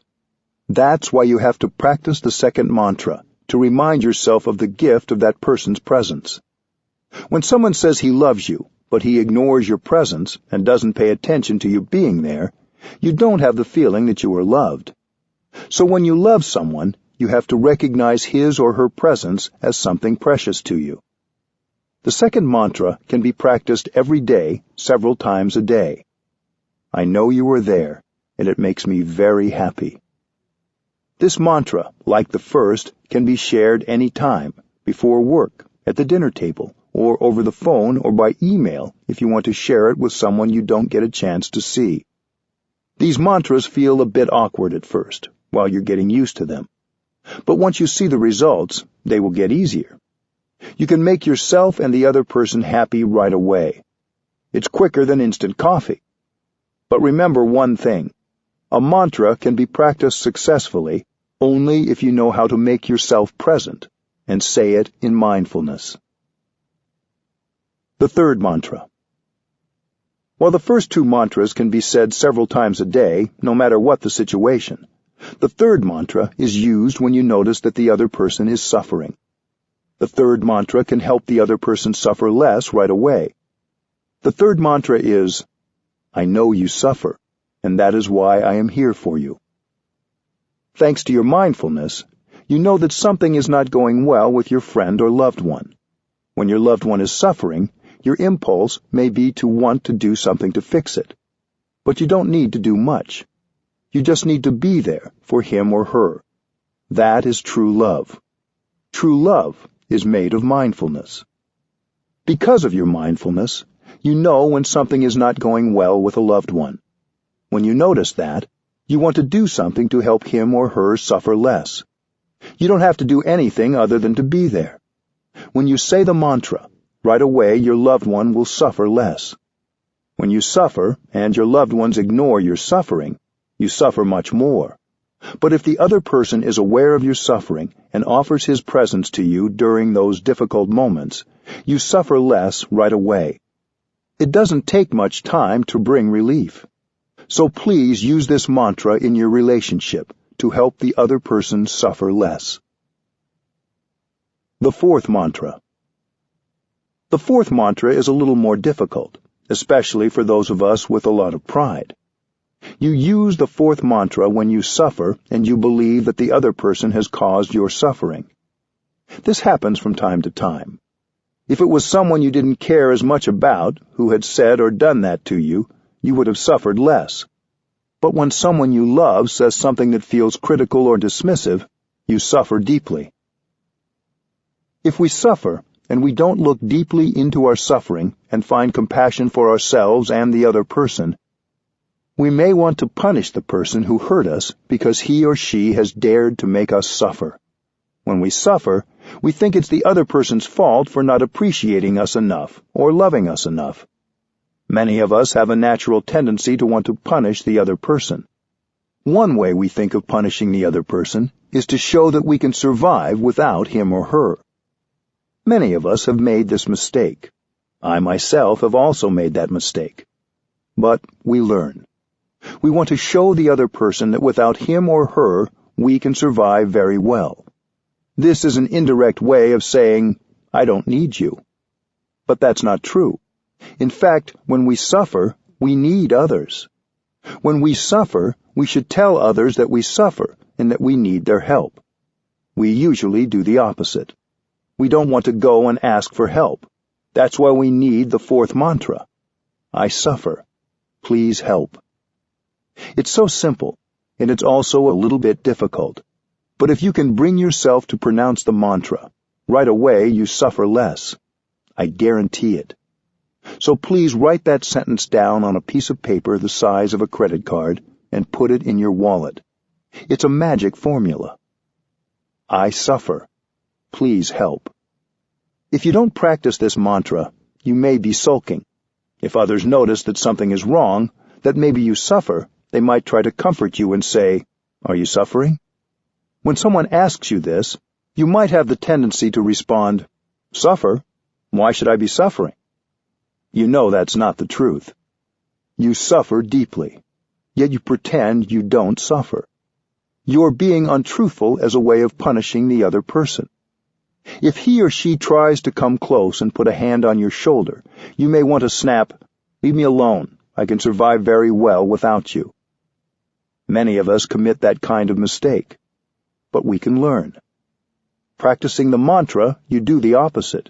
You have to recognize that you suffer. The mantra can also be a little longer, if that feels more appropriate to the situation. I suffer. I want you to know it. I don't understand why you did or said what you did. So please explain. I need your help. That is true love. To say, "I don't suffer, I don't need your help," is not the language of true love. The next time you suffer, and you believe it's the other person's fault and that she is the cause of your suffering, remember to take out the paper and read it, and you will know exactly what to do. Practice the fourth mantra. According to our practice in Plum Village, you have the right to suffer 24 hours, but not more. There's a deadline. The deadline is 24 hours, and you have to practice the fourth mantra before the deadline. You have your phone. You have your computer. I'm sure that when you are able to bring yourself to write it down, you will suffer less right away. If you aren't calm enough within 24 hours to practice the fourth mantra, you can write it down on a piece of paper and leave it on the other person's desk or somewhere it is sure to be seen. The mantra can be further broken down into 3 sentences. The first is, I suffer and I want you to know. That's sharing yourself with the person you care about. You share your happiness with each other. You also need to share your suffering. The second sentence is, I am doing my best. It means, I am practicing mindfulness, and when I get angry, I won't say anything that can cause damage to myself or to you. I am practicing mindful breathing, mindful walking, and looking deeply into my suffering to find the roots of my suffering. I believe that you have caused my suffering, but I know I shouldn't be too sure about that. I'm looking to see whether my suffering has come from a wrong perception on my part. Maybe you didn't mean to say it. Maybe you didn't want to do it. I'm now doing my best to practice looking deeply, to recognize my anger and embrace it tenderly. The second sentence is an invitation for the other person to do the same, to practice like you are. When the other person gets the message, he might say to himself, "Oh, I didn't know that she was suffering. What have I done or said to make her suffer like that?" It is an invitation for the other person to also practice looking deeply. If one of you finds out the cause, that person should communicate right away and apologize for being unskillful so that the other person doesn't continue to suffer. So the second sentence is an invitation for both sides to look deeply, to be aware of what is going on and investigate the real cause of the suffering. It's a recognition that the other person is human and is doing his or her best at the time, and that we are doing our best as well. The third sentence is, please help. This sentence acknowledges that we can't figure it out all on our own. We need each other. This is perhaps the hardest part. The 3 sentences together are, I suffer, and I want you to know it. I am doing my best. Please help. The 5th mantra. The fifth mantra is, "This is a happy moment." When you are with someone you care about, you can use this mantra. This is not autosuggestion or wishful thinking, because there are conditions of happiness that are there. If we're not mindful, we won't recognize them. This mantra is to remind ourselves and the other person that we are very lucky, that there are so many conditions of happiness that are available in the here and the now. We can breathe easily. We have each other. We have the blue sky and the solidity of the whole earth supporting us. Sitting with the other person, walking together, you may want to pronounce the fifth mantra and realize how lucky you are. Being able to recognize that this moment is a happy moment depends on your mindfulness.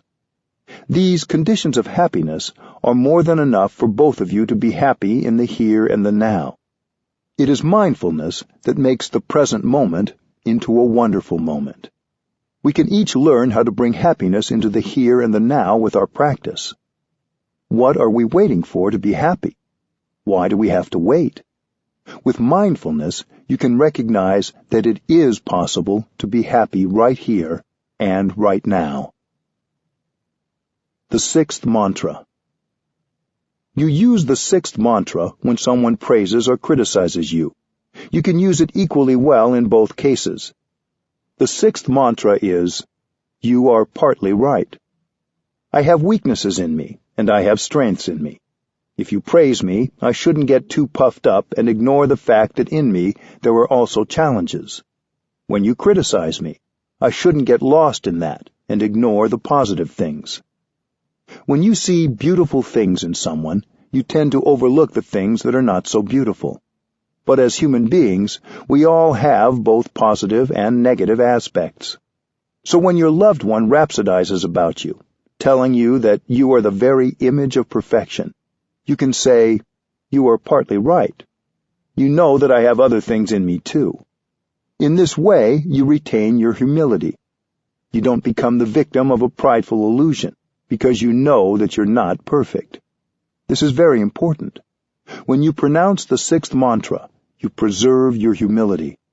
If the other person criticizes you, you can reply, "Darling, you are only partly right, because I also have good things in me." Without judgment, you investigate so you can improve. If somebody misjudges you, you reply, "You have said something that is partly correct, but in me there are also positive things." Likewise, when someone admires you, you can thank them for appreciating you, but also point out that they are seeing one part of you and that you have many challenges too. "You have said something that's only partly correct, because I have many weaknesses that you perhaps haven't seen yet." If someone says, "You have many weaknesses," you can say, "You are partly correct. I have strengths too." You may answer them that way in silence or say it nicely. "You are only seeing part of me, not the totality. I have other things in me that are much better." The sixth mantra is the truth. You don't lie, and you don't fall into false humility. You just say it, either aloud or silently to yourself. Inside you, there are many wonderful qualities and many weaknesses. You accept both. But that acceptance doesn't prevent you from developing your positive qualities and addressing your weaknesses. We can use the same method when we look at other people. We can accept others like we accept ourselves. We know that what they are expressing is only part of them. Before judging and shouting at somebody, instead of telling someone he or she has no value, we have to look deeper. I know people who are very sensitive. Even a slight judgment makes them weep and become very unhappy. Perhaps you also know people like this. So we accept ourselves with all our weaknesses, and then we have peace. We don't judge ourselves, we accept. I have these qualities and these weaknesses, but I will try to improve slowly at my speed. If you can look at yourself like that, you can look at others like that too, without judgment. Even if that person has many weaknesses, he also has many talents, many positive things. No one is without positive qualities.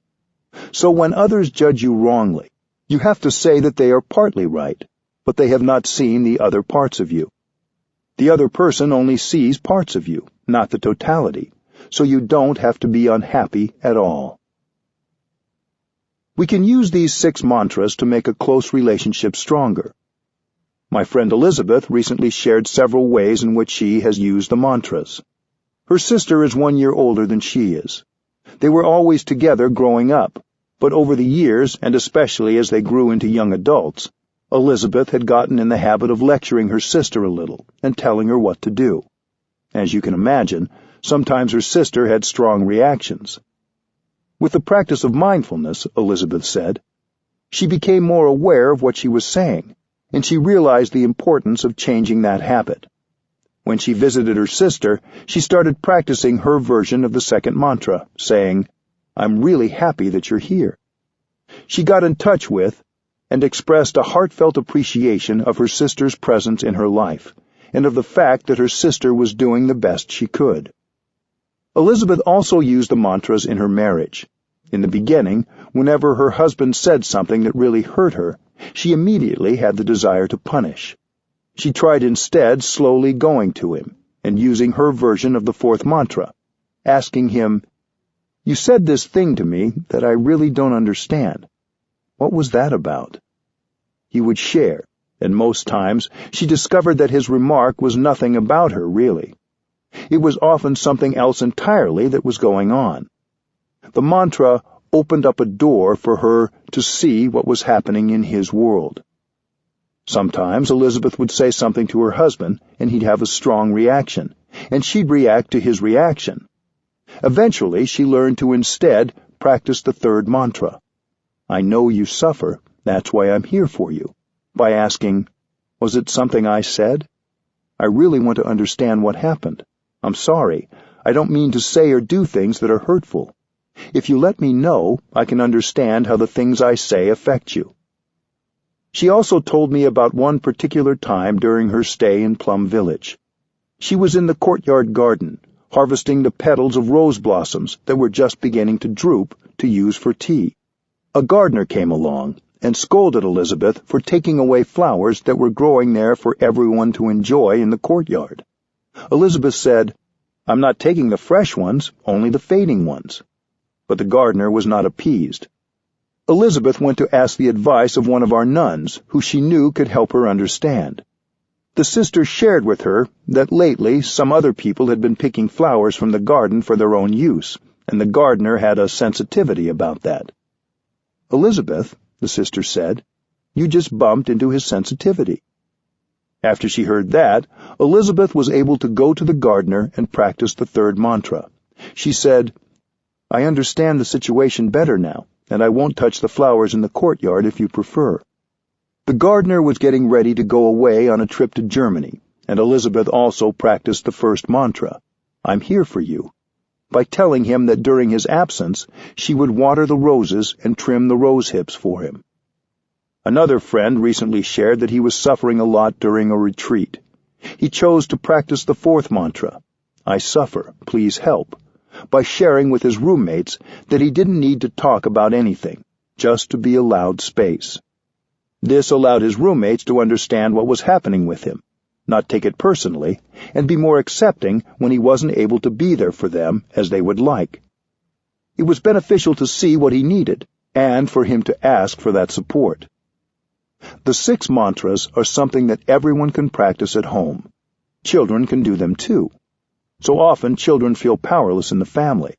But with mindfulness, concentration, and practice of the 6 mantras, they have a tool. By saying a mantra with love and full presence, a child can change the situation, even a tense one, right away. It also gives parents a chance to use the language of love instead of authority when communicating with their children. This keeps communication alive between parents and children. When there's no real communication in the family, both parents and children suffer. The practice of the 6 mantras is a way to use loving speech and deep listening to keep the door of communication open.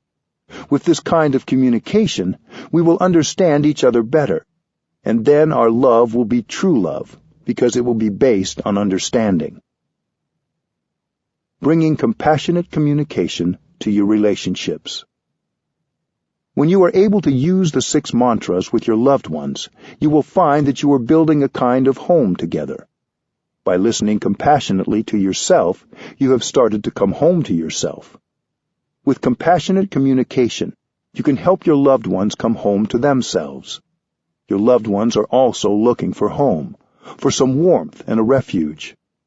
Once you have a home, you can help the other person. You are confident because you know how to connect with yourself and make a home for yourself. Your confidence can inspire others to do the same. They may find a home in you, and they lean on that to build a home in themselves. You don't need an iPhone to do this. You need your eyes, to look at them with compassion. You need your ears and your mouth to listen with compassion and speak mindfully. When your loved one is able to go back to himself or herself, then your relationship becomes a real relationship, because both of you feel at home in yourselves. Don't be afraid to give your loved ones the space they need to listen to themselves. When you have enough space to listen to your own self, when you come together, you find a home in each other as well as in yourselves. There is a communal home for you to share. This becomes the base of all your relationships. If you want to help society, your community, your country, you have to have a home base. When you have a true home in yourself and in your home, you have happiness, safety, and fulfillment. Then you are in a position to go out and help create a more compassionate and loving community. 5. When difficulties arise. Many of us suffer because our communication with other people is difficult. At work, for example, we often feel we have tried everything and there is no way to reach our colleagues. This is often true in families as well. We feel our parents, our siblings, or our children are too stuck in their ways. We think no real communication is possible. Yet there are many ways to reconcile and to create openings for more compassionate communication. Communicating when you're angry. One reason we have trouble communicating with others is that we often try to communicate when we are angry. We suffer, and we don't want to be alone with all that suffering. We believe that we are angry because of something others did, and we want them to know it. Anger has urgency to it. We want to let others know right away what the problem with them is. But when we're angry, we aren't lucid. Acting while angry can lead to a lot of suffering and can escalate the situation. That doesn't mean we should suppress our anger. We shouldn't pretend that everything is fine when it isn't. It's possible to feel and engage with our anger in a healthy and compassionate manner. When anger is there, we should handle it with tenderness, because our anger is us. We shouldn't do violence to our anger. Doing violence to our anger is doing violence to ourselves. Mindful breathing helps us recognize our anger and treat it tenderly. Mindful energy embraces the energy of anger. Anger is a strong energy, and we may need to sit with it for a while. When you cook potatoes, you have to maintain the fire underneath for at least 15 or 20 minutes. The same is true of the practice of mindfulness when it embraces anger. It will take a while, because the anger takes a while to cook. After you have sat with mindful awareness and calmed your anger, you can look deeply into the anger to see its nature and where it has come from. What is the root of that anger? Anger may come from a wrong perception, or a habitual way of responding to events that doesn't reflect our deepest values. In popular psychotherapy, we're sometimes encouraged to express our anger physically, to get it out of our system. We're advised to allow our anger to manifest by shouting in a secluded place, or hitting an inanimate substitute, such as a pillow. I haven't found this practice to be useful in transforming the roots of anger. Think of a wood stove. If something goes wrong with it, you can open the windows so the smoke goes out. But if the stove still has that defect, the smoke will come again. You have to fix the wood stove. Yelling and punching your pillow can be just rehearsing and nourishing anger and making it stronger, not getting it out of your system. You have to get genuinely in touch with your anger in order to heal. While you're hitting your pillow, you're not really getting in touch with your anger in a way that helps your understanding grow. You're not even getting in touch with the pillow, because if you were in touch with the pillow, you would know that it was only a pillow. Suppressing anger can be dangerous. It will explode if it is ignored. Anger, like all strong emotions, wants to express itself. So, how do we handle it? The best thing is to go home to ourselves and take care of our anger. We can remember the first mantra and be there for ourselves and take care of our anger. We return to ourselves and connect body and mind. Return to your practice of mindful breathing and mindful walking. To be present means to be mindful, and then use that mindfulness to recognize, embrace, and look deeply at our strong emotions.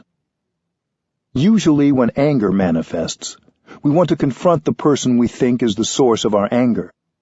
We're more interested in setting that person straight than in taking care of the more urgent matter, which is our own anger. We are like the person whose house is on fire, who goes chasing after the arsonist instead of going home to put out the fire. Meanwhile, the house continues to burn. There are many things you can do to communicate that you are suffering over something that somebody has done. You can write a note or send an email to the person. But first, practice mindful breathing and take care of your anger. This is a perfect time to use the fourth mantra, I suffer. Please help. You may phone the other person once you have calmed your anger, but only when you can calmly tell him or her that you suffer and you want help. You can let the other person know that you are doing your best to take care of your suffering. Encourage that person to do the same. Asking for help when we're angry is very difficult, but it allows others to see your suffering instead of just your anger. They will see that suffering causes the anger, and then communication and healing can begin. Helping each other suffer less. When we have a rift or an estrangement from someone we care about, both people suffer. If we didn't care deeply about the other person, the rift would not be so painful. It's the people we care about most who trigger our greatest suffering. We may spend a long time living with the rift until we start to think of it as irreparable. But as long as it's there, we'll always be trying to avoid it, to cover it up, because we are afraid to be in touch with the suffering inside. We can pretend that it's not there, but it's really there. A big block inside. The suffering in us demands to be understood. With our daily practice, we can generate enough mindfulness and be strong enough to come home to our suffering without fear. Mindfulness helps us recognize suffering inside. Mindfulness helps us embrace that suffering, which is the first step. When someone has caused you a lot of pain, you may not even want to look at or be in the same room as that person because you will suffer. With awareness, you can understand your own suffering and recognize the suffering in the other person. You may even understand that the reason that person suffers so much is because he or she doesn't know how to handle the suffering. His suffering spills out, and you are its victim. Maybe he doesn't want to make you suffer, but he doesn't know another way. He can't understand and transform his suffering, and so he makes the people around him suffer too, even when that's not his intention. Because he suffers, you suffer. He doesn't need punishment. He needs help. You can help by acknowledging the suffering in him. If there is some difficulty in a relationship, we have to acknowledge the difficulty. It's tempting to say that everything is okay, because the difficulty can feel overwhelming. But without acknowledging the difficulty, we can't generate understanding and compassion, and we feel alienated. We can't help. You have to use the tools of compassionate communication, the deep listening and loving speech you have practiced, to restore communication with the person with whom you are having difficulty. After a short period of mindful breathing, you can say something like this to the other person. I know you're not feeling too happy right now. In the past, I didn't understand your feelings, so I reacted in a way that made you suffer more, and that also made me suffer more.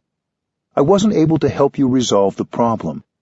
I reacted angrily in a way that has made the situation worse. It's not my intention to make you suffer. It's because I didn't understand your suffering, and I didn't understand my suffering either. I understand my difficult feelings better now, and I also want to understand yours. Understanding your suffering, your difficulties, will help me behave in a way that can be more helpful. If you care for me, help me understand. Tell me what is in your heart. I want to listen. I want to understand. Tell me about your suffering and your difficulties. If you don't help me understand, who will? These are just examples. It's important that the words be your own. When you have the energy of compassion in your heart, your own loving words will come to you naturally. When you are very angry at someone, in the heat of the moment, it's almost impossible to use loving speech. But when understanding arises, compassion comes, and it's possible to use loving speech without having to make a lot of effort. A doctor who doesn't see the nature of the sickness can't help the patient. A psychotherapist who doesn't understand a patient's suffering can't help. Loving speech can open the door.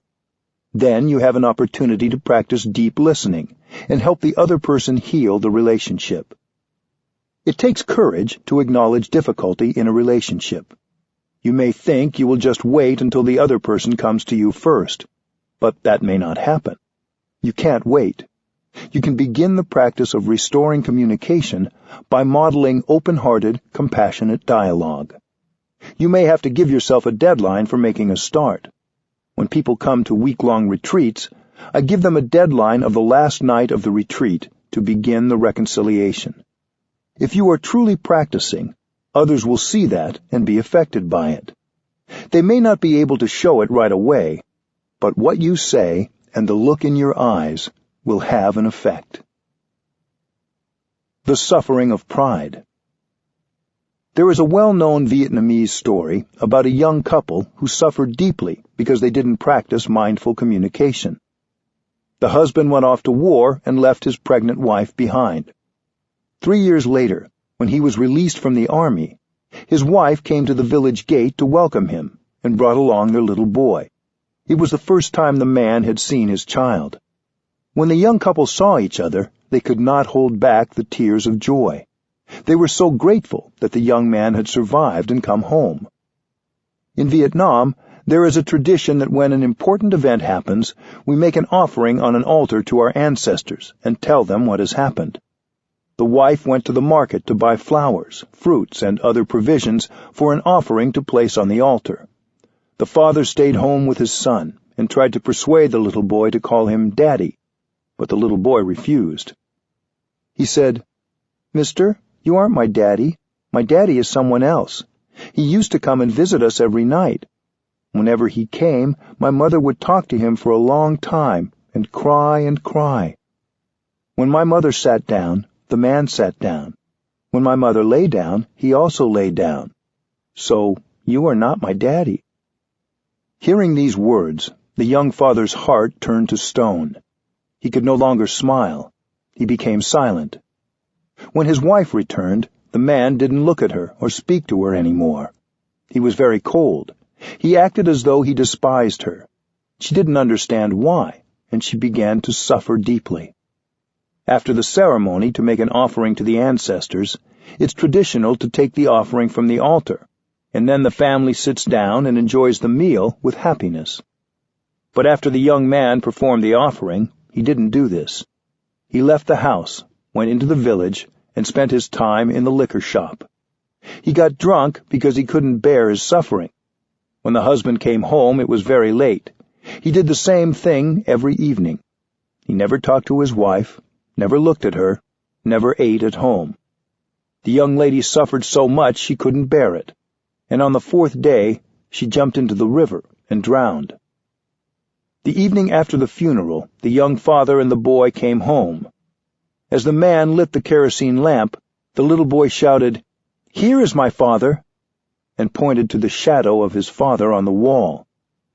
It turned out that the young woman used to talk to her shadow every night, because she missed her husband so much.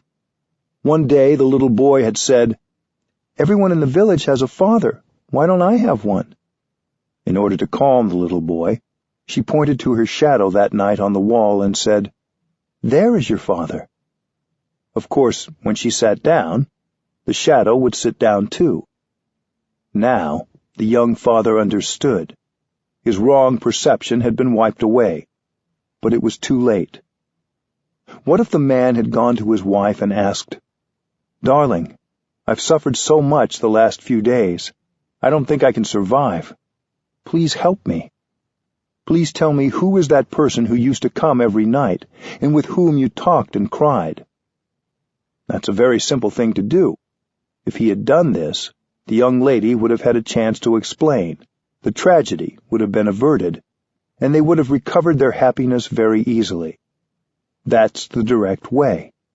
But he didn't do this because he was so deeply hurt, and his pride prevented him from going to her and asking for help. The woman suffered so much as well. She was deeply hurt because of her husband's behavior, but she didn't ask for his help. Perhaps if she'd asked her husband what was wrong, he would have told her what their son had said. But she didn't because she, too, was caught in pride. A wrong perception can be the cause of a lot of suffering. All of us are subject to misunderstanding. We live with wrong perceptions every day. That's why we have to practice meditation and looking deeply into the nature of our perceptions. Whatever we perceive, we have to ask ourselves, are you sure your perception is right? To be safe, you have to ask. We're subject to many wrong perceptions in our daily lives. It may be that the other person didn't have the intention to hurt you. Mindful communication has the potential to ease so much of the unnecessary suffering in our relationships. Reconciling in families.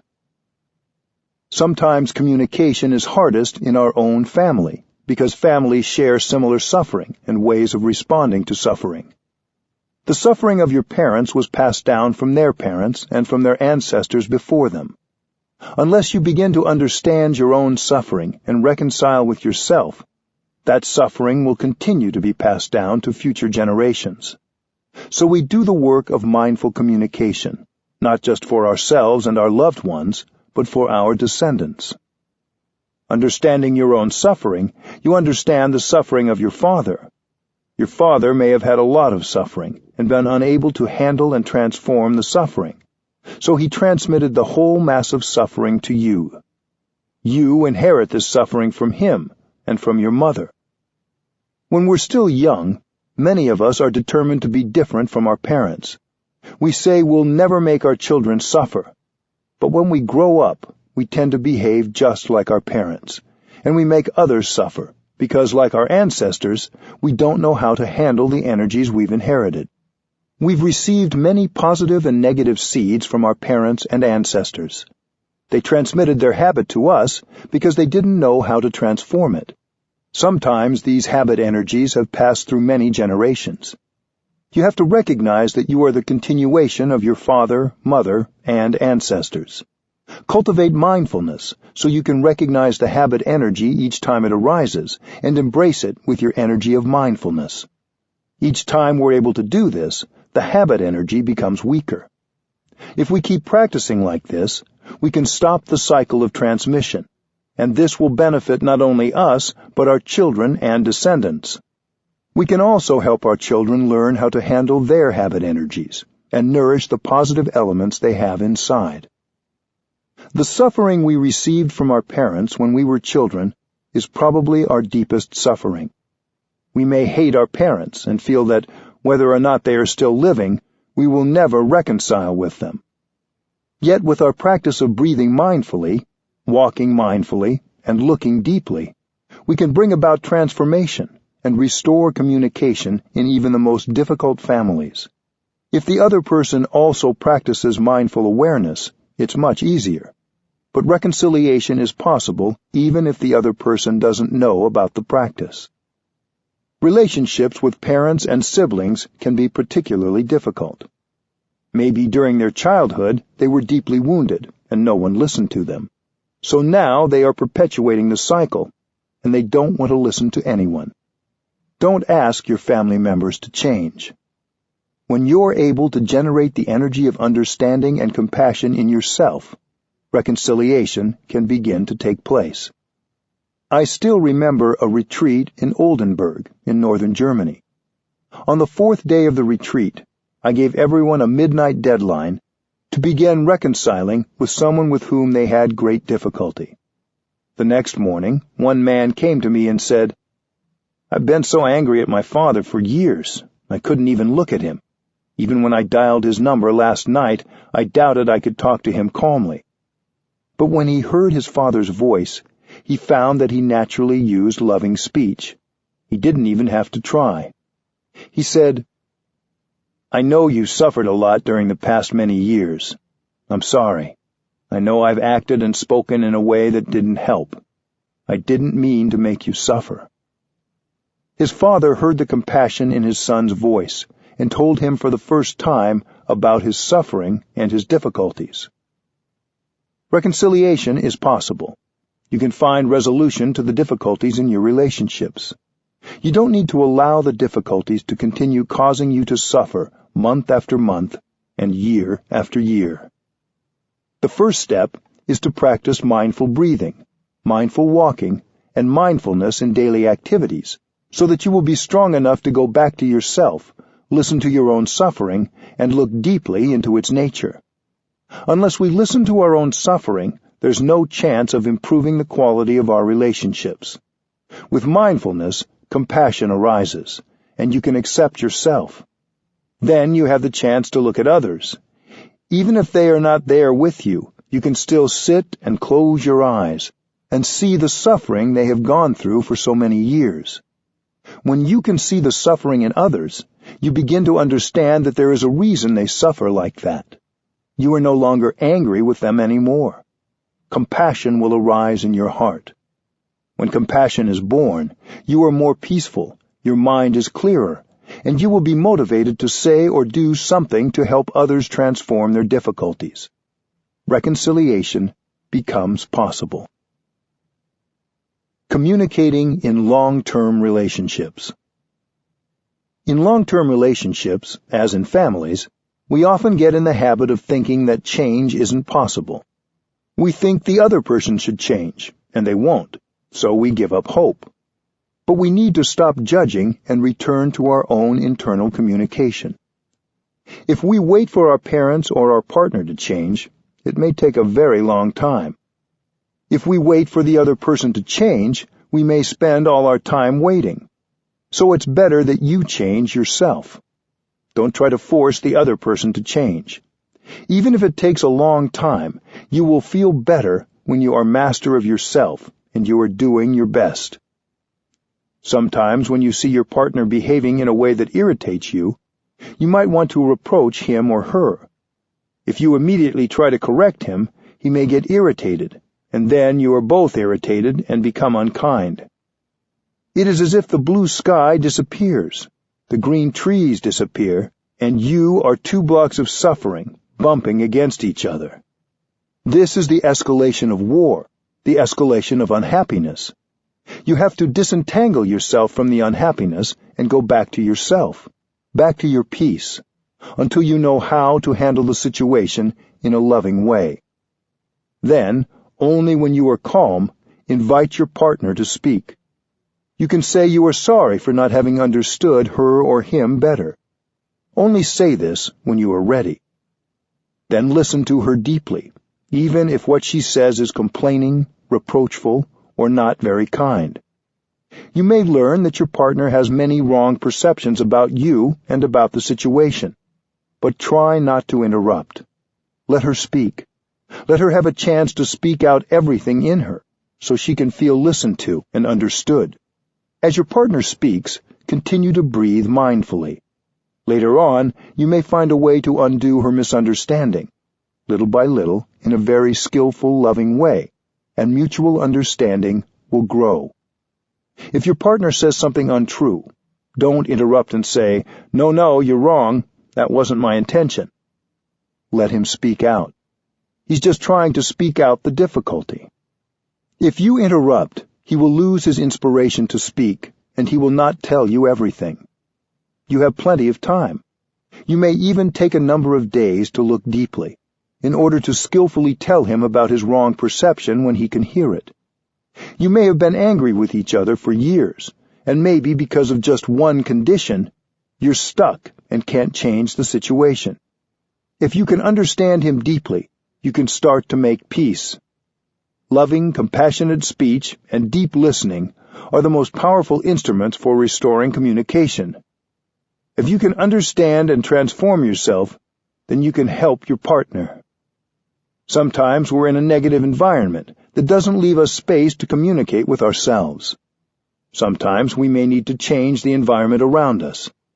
But sometimes, in a relationship, we think separation or divorce is the only alternative. This is true if we're in a violent or abusive situation. It's important that we be in a place where we feel safe and not vulnerable. But if you are in a relationship where both people love each other and don't intentionally hurt each other, but you just don't know how to communicate, there may be other solutions. Many people think divorce is the solution, but after the papers are signed, they continue to suffer. If there are children or financial or other matters connecting you, you will still have to deal with each other for years to come. You can't take the other person out of you. You can't take yourself out of others. The suffering still continues. So the question is not whether you will stay together or not. The question is whether you can focus on trying to understand each other, using compassionate speech and deep listening, no matter what the outcome.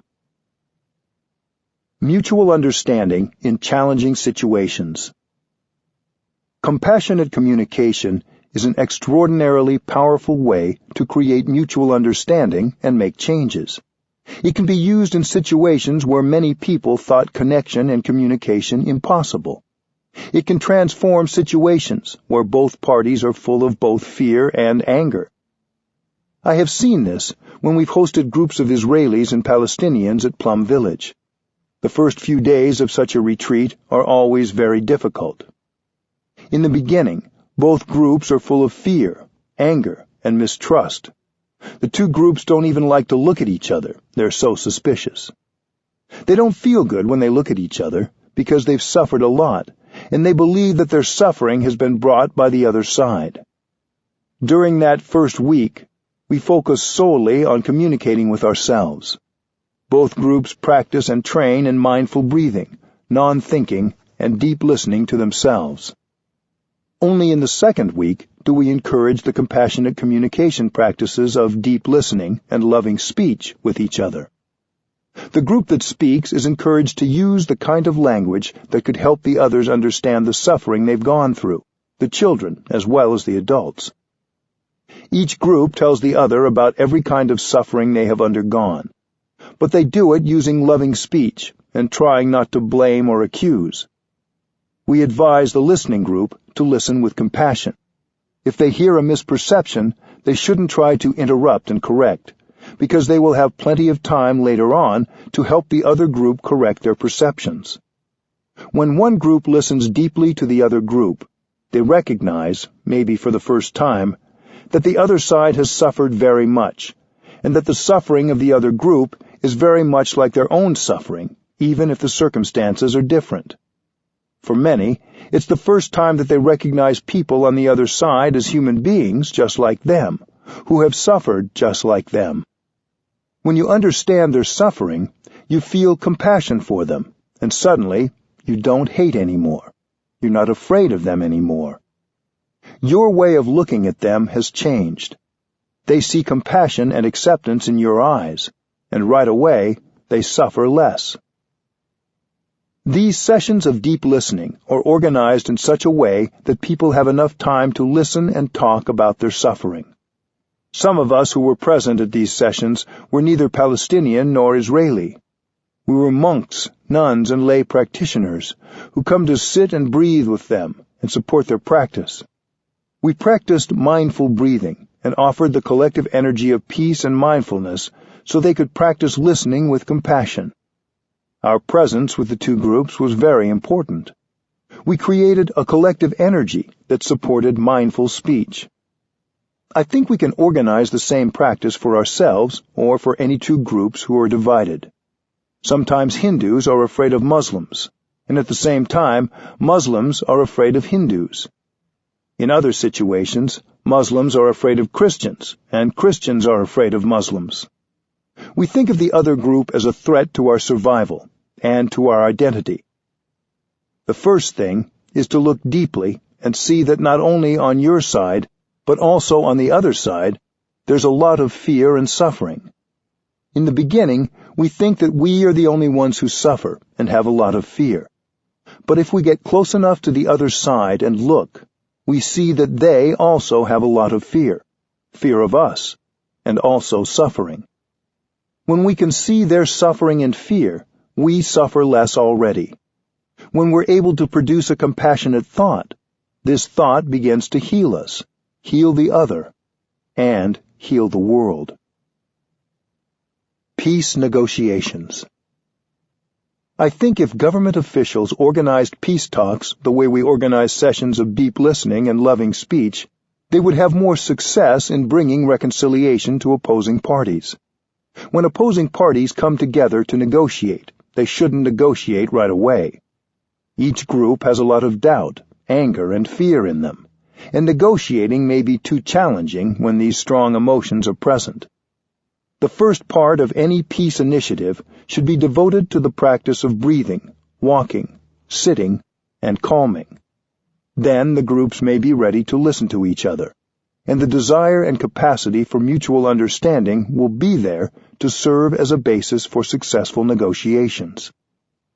If the atmosphere gets too heated during the negotiating session and the tension too strong, the chairperson should invite everyone to stop and breathe in and out to calm themselves down. Even if someone was in the middle of addressing the group, everyone should stop and breathe in and out together. When I addressed a meeting of congressional representatives in Washington, D.C., I proposed a similar process. After that, we offered a retreat for a number of representatives, and we practiced mindfulness together. That was many years ago, but there are a few members of Congress who still practice mindful walking on Capitol Hill. It's possible and very beneficial to bring compassionate communication and mindful speech into political life. There's no place where deep listening and loving speech are inappropriate. We don't need to save these techniques for a special occasion. They can be adapted to any situation and be helpful. If we use them now, we will have the understanding and insight we need to repair the damage we caused in the past and bring healing to ourselves, our families, our relationships, and our communities. 6. Mindful communication at work. Successful work communication begins before we even arrive at our jobs. Often on our way to work, as we drive, bike, take the train, ride the bus, or walk, we focus on what we'll have to do when we arrive, or on something we didn't finish before we left home. If we instead bring our awareness to mindful breathing and to what's happening right in that moment, we can enjoy every moment of transporting ourselves to work. Before I begin my work of teaching for the day, I don't spend time worrying about what questions people might ask or how I might answer them.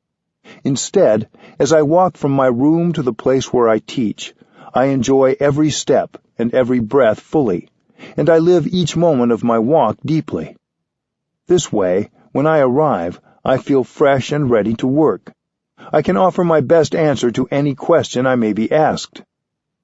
If you arrive at your workplace having already practiced mindfulness while getting ready at home and while on your way, you'll arrive happier and more relaxed than you have in the past, and successful communication will come a lot more easily.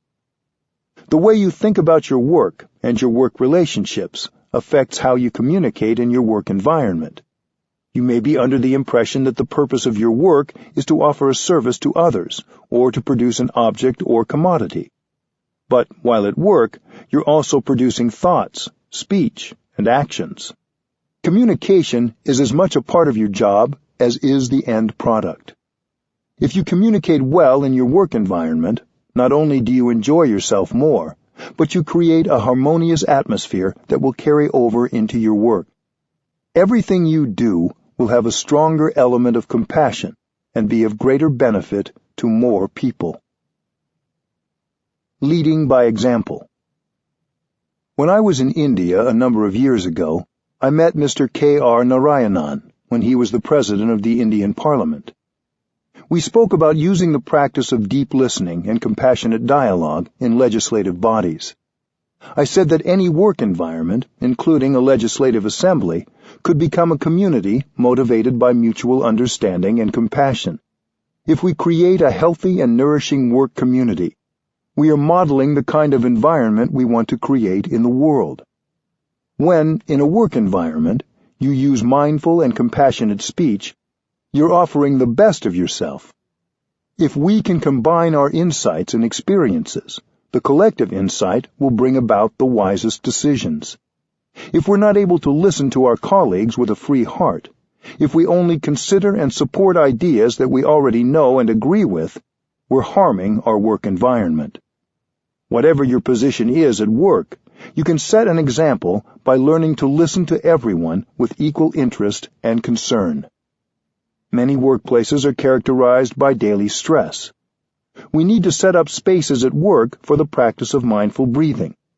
Mindful breathing is the first step to mindful communicating because it relaxes us in body and mind. We have to be relaxed, to feel well, so that we can make the best decisions possible. When we model relaxation at work, we are already communicating powerfully.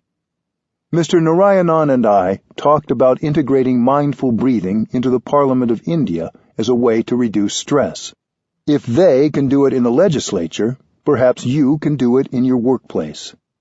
Can you bring your colleagues together to practice mindful breathing, or make time available for this before any group meeting, so that people will be able to communicate more effectively and without stress? If you can't organize others, even your own mindful breathing will make your work communication go better. Sometimes workplace communication can seem so difficult, but one mindful breath already begins to make it easier. Greeting your colleagues. What is the first thing you do when you arrive at work? Do you smile at the people you see? Do you greet them? The first few minutes are crucial in setting the tone for your workday. You may feel you have too much on your mind. You may still be absorbed in an argument or in something challenging that happened before you arrived. But if you spent the time getting to work breathing mindfully and being in the present moment, you will arrive with a clear mind, and you'll be able to greet people with a warm and open smile. This is part of your job, no matter what your profession. Answering the phone. At work, many of us communicate, not just with people around us, but by email, telephone, or video conferencing. Some of us work primarily with people who aren't in the same physical space, or even in the same time zone or country. Even so, you can turn every phone conversation or email into an opportunity to practice compassionate communication. Whenever the phone rings, you can hear it as a bell of mindfulness and stop whatever you're doing. Instead of rushing to answer the phone, you can breathe in and out with awareness 3 times before answering, to make sure you're truly present for whoever is calling. Recognize any feelings of stress or irritation you may have, or any feeling that you're being interrupted. You may want to put your hand on the receiver while breathing, to let your coworkers know that you intend to pick up the phone, but you're just not in a hurry. This will help remind them that they don't need to feel like they're victims of the telephone. You can use the same practice before reading an email. At work, we often go from one email to the next without first practicing mindful breathing and making ourselves present for whatever that email has to say. If we wait until we've taken a few mindful breaths and return to being fully present before we open an email, it's true that it will take us a little longer to go through our mail, and our work might be a bit slower. But our communication with each email will be more effective, clearer, and more understanding. If you want to send an email or call someone on the phone, you might want to recite the following verse to yourself before you begin to type or to dial the number. Words can travel thousands of miles. May my words create mutual understanding and love. May they be as beautiful as gems, as lovely as flowers. Mindful meetings. Our communication in meetings can often be a source of tension, stress, and conflict at work. Sometimes we rush from one meeting to another, so we arrive already anxious or distracted. It will help to schedule a few minutes at the beginning of any meeting to sit quietly together. If people in your workplace are open to having a bell sound before the meeting begins, that sound can help everyone come back to their breathing and find some calm. If people don't want to start the meeting by sitting together quietly for a few moments, you can still arrive at the meeting a few minutes early so you have time to relax and breathe mindfully.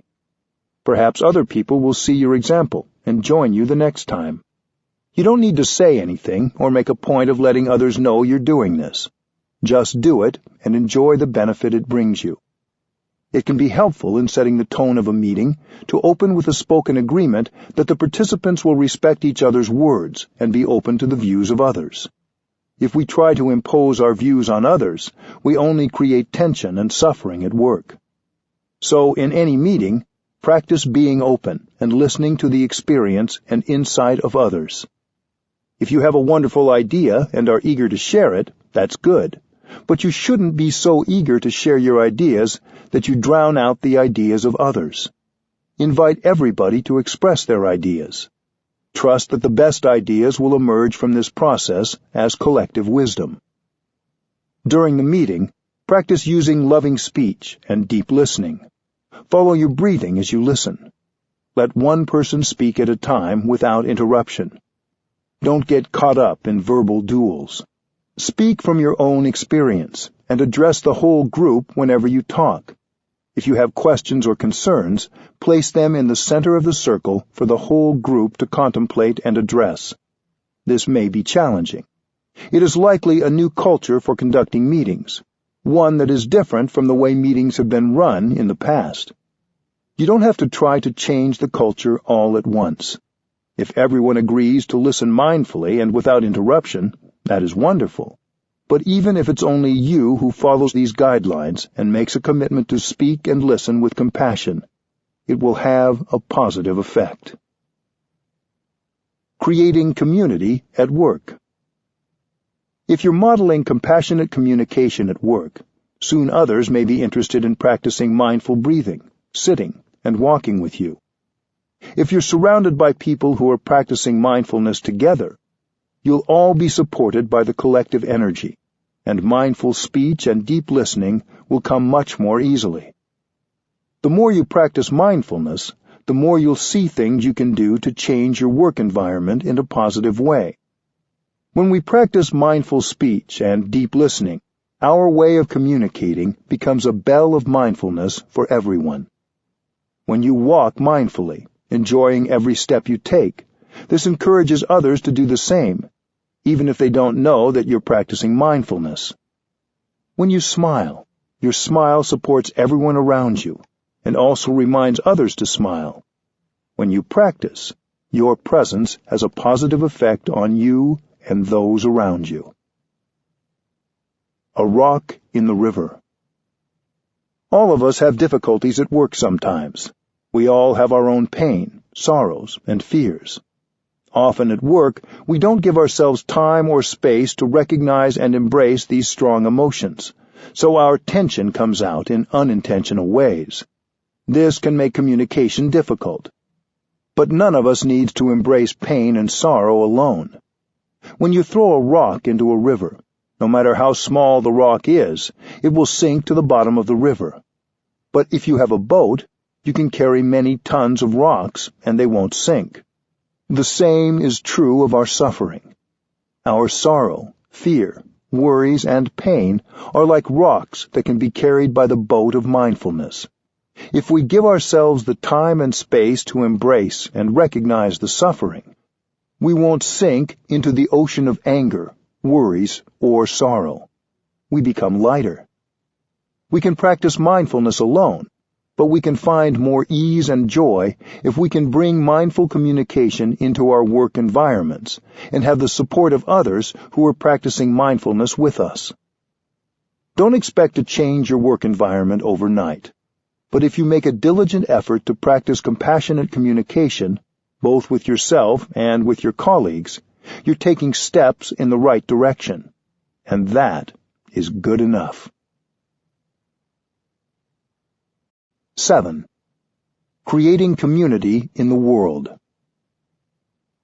As powerful as compassionate communication can be when we use it in our individual relationships, its power is magnified when we bring it to our communities. Both communication and community have the same Latin root, communicare, meaning to impart, share, or make common. We need to go in the direction of reconciliation and understanding, not just with our friends and family, but in our neighborhoods and workplaces. We can create an inclusive, compassionate foundation as the basis from which we interact with everyone. A community that is committed to mindful speech and deep listening can be very effective in making society better. These two practices could be part of a global ethic that would be available to people of any culture or religious tradition to reduce conflict and restore communication. Community creates change. We can speak of our practice in terms of energy because mindfulness is a kind of energy. When we bring our energies together, they are increased 1,000-fold. The whole can be much, much greater than the sum of its parts. Systematic change can't be achieved without the energy of community. If you want to save the planet, if you want to transform society, you need a strong community. Technology is not enough. Without mindfulness, technology can be more destructive than constructive. When we speak about creating a sustainable environment or a more just society, we usually speak of physical action or technological advances as the means to achieve these goals. But we forget about the element of a connected community. Without that, we can't do anything at all. Usually, we think of communal action in terms of physical acts, but the energy of a shared meditative silence or communal chanting is also communication and a powerful kind of action. I don't think of this concentration so much as prayer or a religious rite, but rather as a form of communication. When we sit and concentrate as a community, we create a collective energy that has compassion and awakened understanding in it. Sitting together in silence can be a practice of listening to our own suffering and the suffering of the world. The collective energy of mindfulness also supports our individual practice. When we see other people who are in good communication with themselves and others, they inspire us. Sometimes the cause of our sorrow is hidden by so many layers of suffering that we can't penetrate it by ourselves, even when we practice diligently and sit mindfully. In these cases, the energy of a community of mindfulness can help us embrace and release suffering that we could not reach by ourselves. If we open our hearts, the collective energy of the community can penetrate the suffering inside us. Mindful listening and speaking will make it easier for us to build a stronger community. Building trust and sharing suffering. Some of us do not easily trust another person. For such a person, it can be difficult to imagine sharing with a larger community. We may be a little bit wary or even very suspicious. People say they love us and understand us, but we haven't really experienced that love and understanding. We should be able to find ways to help a person who doesn't have the capacity to receive love and understanding. Sometimes there is real love. There is real understanding, but the person doesn't believe in love and understanding, and that's why he has never been able to receive it. That person is like a hungry ghost. In Buddhism, a hungry ghost is someone who has a big empty stomach and is very hungry, but has a very tiny throat. Even if there's plenty of food, that person can't swallow it. He can't absorb anything. So even if a lot of understanding and love is offered, that person isn't able to take it in. A person who suffers like that has no capacity to receive understanding, love, and help. You have to be very patient. From time to time, we see hungry ghosts like that walking around, and we can recognize them easily. They look very alone and cut off. We have to be very patient and allow them a lot of time and space. Don't be too eager to help, because when you're too eager to help, you may have the opposite effect from what you intended, and you may get an opposite response. Remain fresh, loving, compassionate, and spacious for them. That is what you can do now. Look deeply to see if you can find a mantra to say that's skillful enough to help them enlarge their throats and get nourishment. With patience and time, one day their throats will be larger, and they will begin to notice the energy of love and understanding that is in you. Community building takes time. Community strengthens compassion. Scientists have studied the behavior of social animals such as birds and fish and have found that in every community there is an element of altruism. Some members of the community are ready to die and sacrifice their lives for the sake of the community. There is a kind of fish called a stickleback. They swim in bands, thousands of them. Whenever they notice the shadow of a predator, a large fish that might threaten the band of fish, a few dozen will detach themselves and go explore. They know there's a risk, but they want to go in that direction to see if the threat is real. If they find there's no risk, they go back and rejoin the band of fish. If there is a real danger, a few of them will stay to be swallowed by the big fish, while the rest go back and tell the band of fish to go in another direction. Ants also behave like that, as do bees and some kinds of birds. We humans also hear news reports of heroes sacrificing themselves in this way. The behavior on the part of some members of your community nourishes your own generosity and altruism. Scientists in this fish study found that if a school stays together, the generosity will grow. The descendants will profit and become more and more generous. But if they are dispersed, the generosity dies down very quickly. According to scientists who have conducted studies, when you're exposed to such behavior from some members of your community, the seed of altruism in you is watered. And when your turn comes, you will do the same. You will know how to sacrifice for the sake of the community.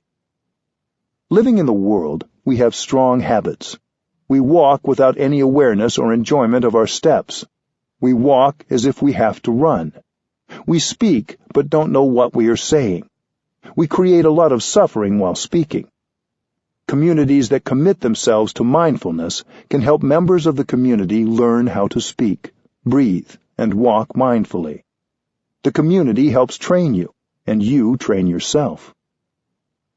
When we practice in a community, there are more people to support us, but also more opportunities for frustration and anger. Loving speech and deep listening are key to community building. You learn to speak in a way that will not cause suffering in yourself and your community. If your community doesn't practice this, it's not an authentic community. Even if you have suffering and anger, you can train yourself to speak in a way that helps the other person or group understand what is going on in you, and that makes real communication possible. Our world can be a mindful, compassionate community. We need to find better ways to communicate. If we can do this in our relationships, we can do it in our work environments, and even in our political environments. We have to transform our governments into mindful, compassionate places of deep listening and loving speech. We each can do our part to contribute as a citizen, as a member of the human family. In the process of community building, we get the transformation and healing we need to further the transformation and healing of the world. This is a process of training and learning. When you speak, allow the inside of our collective humanity to speak through you. When you walk, don't walk for yourself alone. Walk for your ancestors and your community. When you breathe, allow the larger world to breathe for you. When you're angry, allow your anger to be released and to be embraced by the larger community. If you know how to do this for one day, you are already transformed. Be your community and let your community be you. This is true practice. Be like the river when it arrives at the ocean. Be like the bees and birds that fly together. See yourself in the community and see the community in you. This is a process of transforming your way of seeing, and it will transform how, and how effectively, you communicate. 8. Our communication is our continuation. Every human and every animal communicates. We typically think of communication as the words we use when we speak or write. But our body language, our facial expressions, our tone of voice, our physical actions, and even our thoughts are ways of communicating.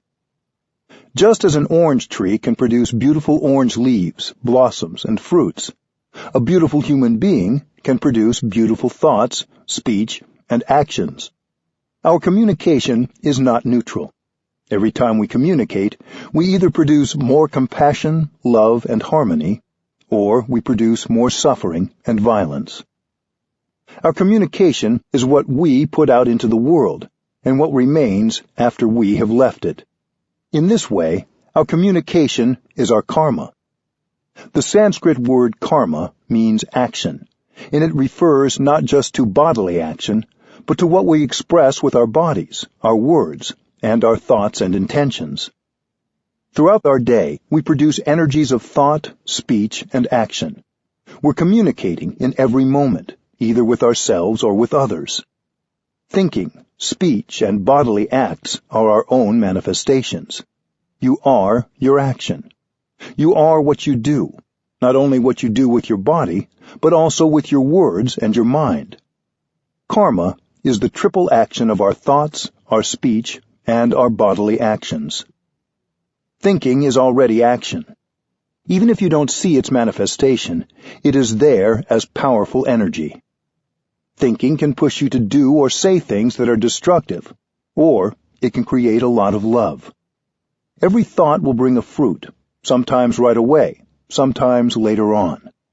When you produce a thought of hate, anger, or despair, that thought is a poison which will affect your body and your mind. A thought of hatred or anger can lead one person to hurt another.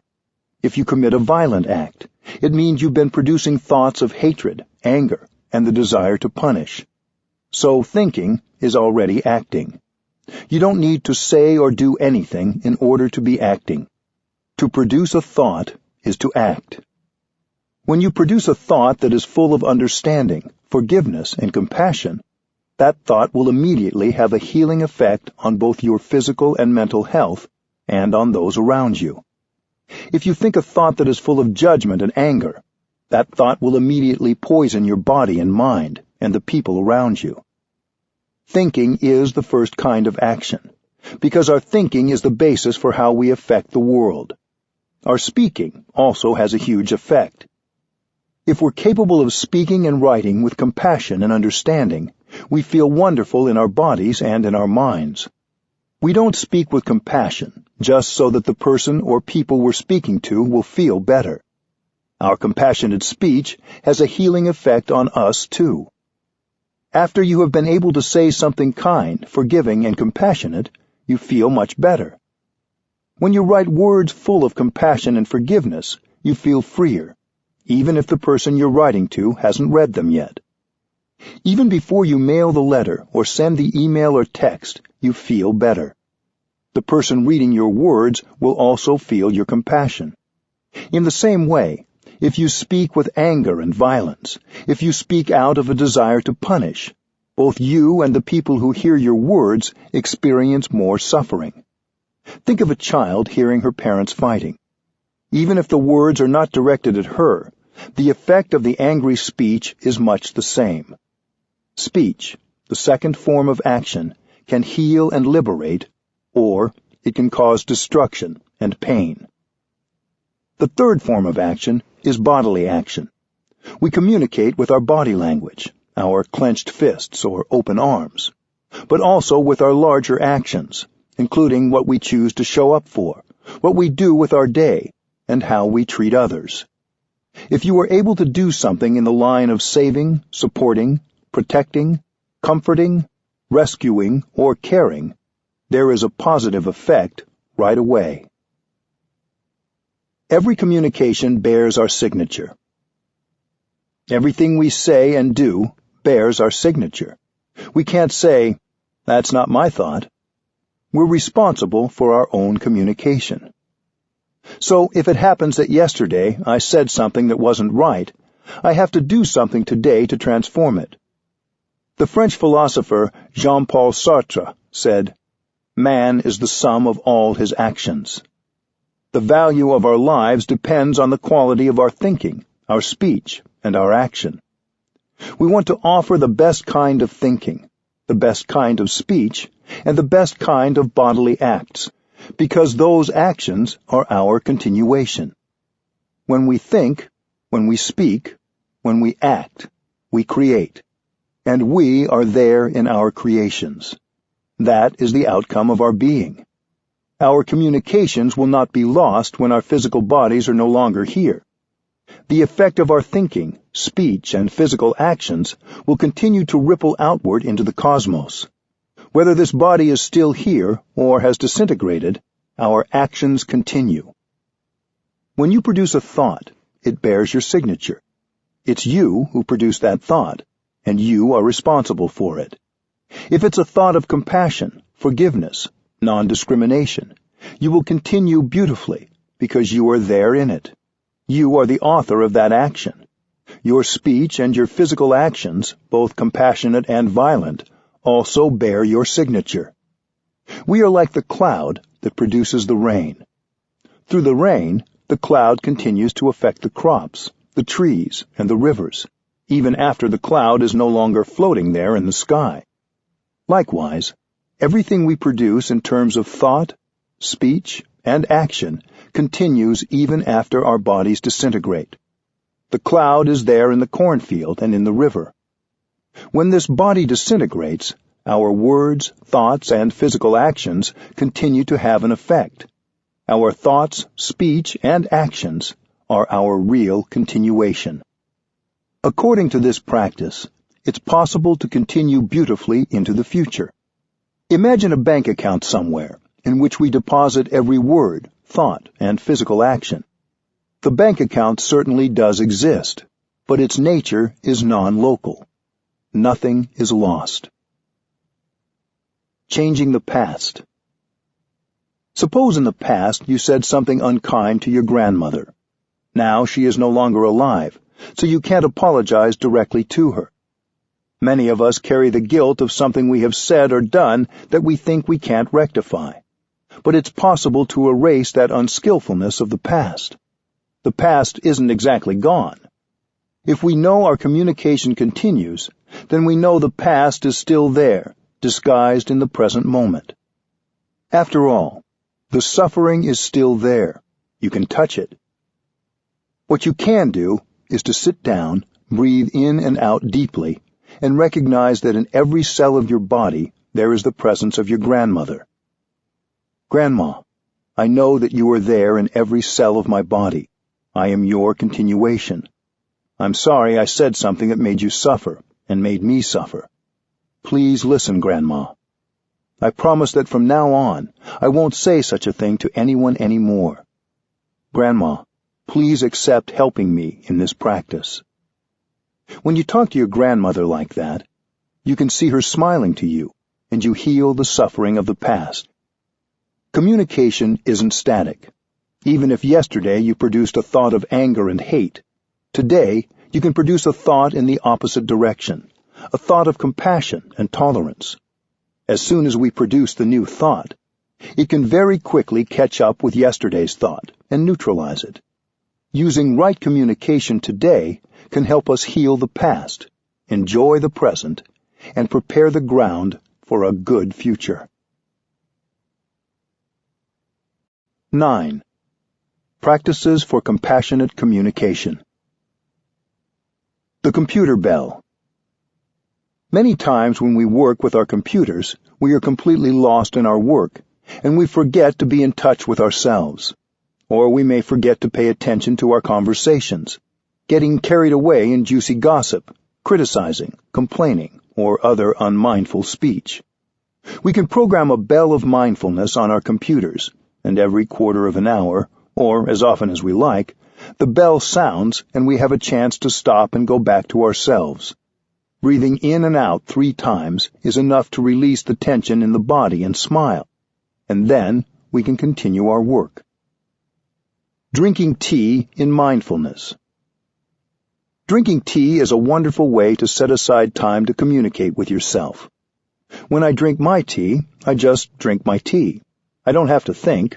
I can stop all my thinking while I drink my tea. When I stop my thinking, I can focus my attention on the tea. There is only the tea.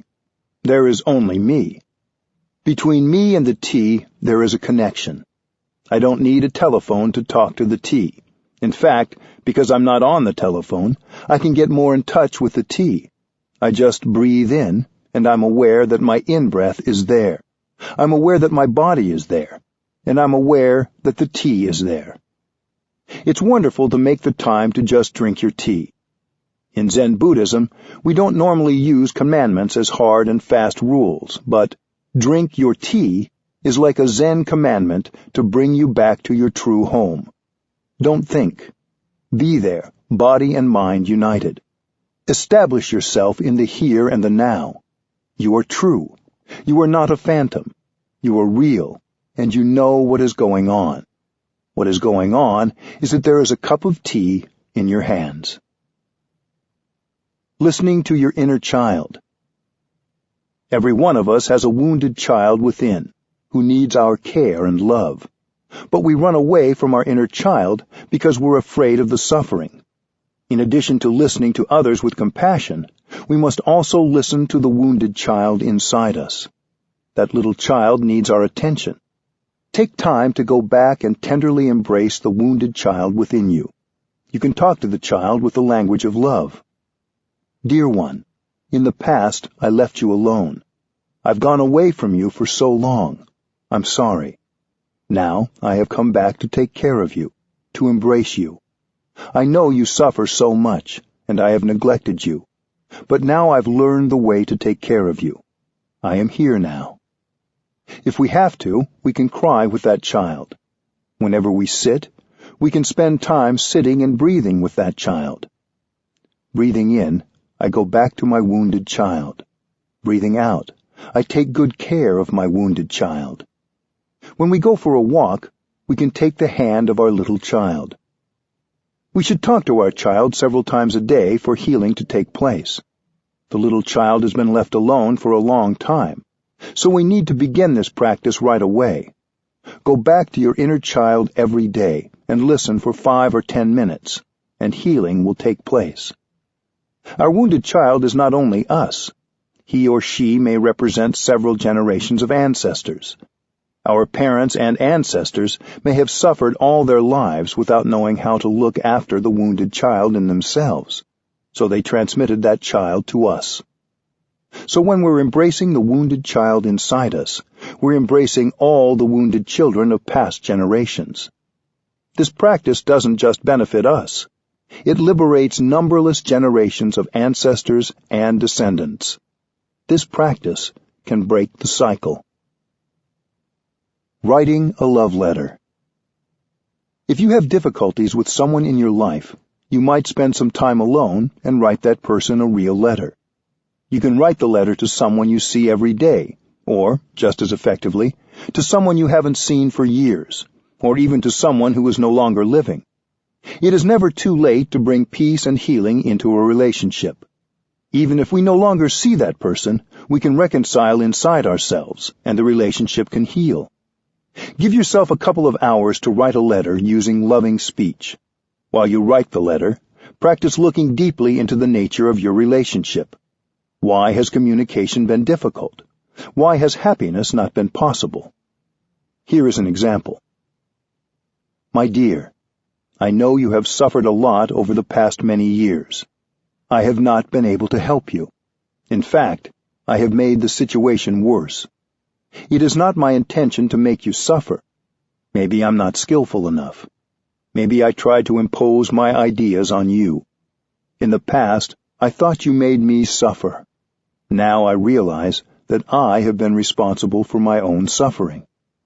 I promise to do my best to refrain from saying things or doing things that make you suffer. Please tell me what is in your heart. You need to help me. Otherwise, it is not possible for me to do it. I can't do it alone. You have nothing to risk by writing this letter. You can even decide later whether to send it.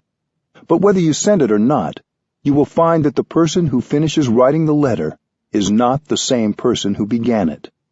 Peace, understanding, and compassion have transformed you.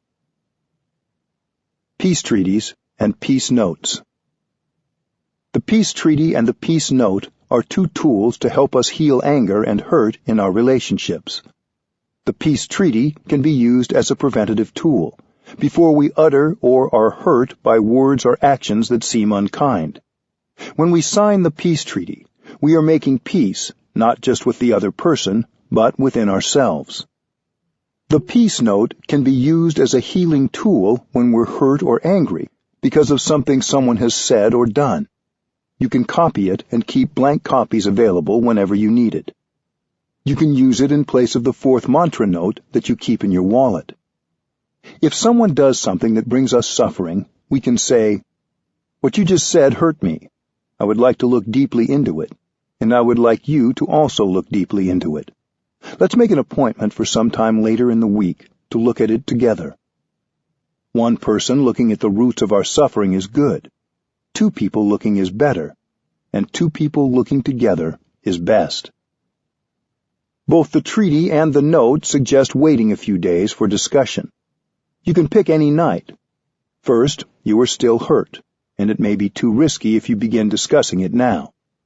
You might say things that will make the situation worse. From now until that evening, you can practice looking deeply into the nature of your suffering, and the other person can too. Before that night, one or both of you may see the root of the problem and be able to tell the other and apologize. Then, on that night, you can have a cup of tea together and enjoy each other. If by that evening the suffering has not been transformed, one person begins by expressing himself, while the other person listens deeply. When you speak, you tell the deepest kind of truth using loving speech, the kind of speech the other person can understand and accept. While listening, you know that your listening must be of good quality to relieve the other person of his suffering. If you can, have the discussion be on a Friday evening or early on a Saturday, so you still have the weekend to enjoy being together. Peace treaty. In order that we may live long and happily together, in order that we may continually develop and deepen our love and understanding, we, the undersigned, vow to observe and practice the following. I, the one who is angry, agree to 1. Refrain from saying or doing anything that might cause further damage or escalate the anger. 2. Not suppress my anger. 3. Practice breathing and taking refuge in the island of myself. 4. Calmly, within 24 hours, tell the one who has made me angry about my anger and suffering, either verbally or by delivering a peace note. 5. Ask for an appointment for later in the week, e.g., Friday evening, to discuss this matter more thoroughly, either verbally or by peace note. 6. Not say, "I am not angry, it's okay, I am not suffering." There is nothing to be angry about, at least not enough to make me angry. 7. Practice breathing and looking deeply into my daily life, while sitting, lying down, standing, and walking, to see A. The ways I myself have been unskillful at times. B. How I have hurt the other person because of my habit energy. C. How the strong seed of anger in me is the primary cause of my anger. D. How the other person's suffering, which waters the seed of my anger, is the secondary cause. E. how the other person is only seeking relief from his or her own suffering. F, that as long as the other person suffers, I cannot be truly happy. 8. Apologize immediately, without waiting until our appointment, as soon as I realize my unskillfulness and lack of mindfulness. 9. Postpone the meeting if I do not feel calm enough to meet with the other person. I, the one who has made the other angry, agree to 1. Respect the other person's feelings, not ridicule him or her, and allow enough time for him or her to calm down. 2. Not press for an immediate discussion. 3. Confirm the other person's request for a meeting, either verbally or by note, and assure him or her that I will be there. 4.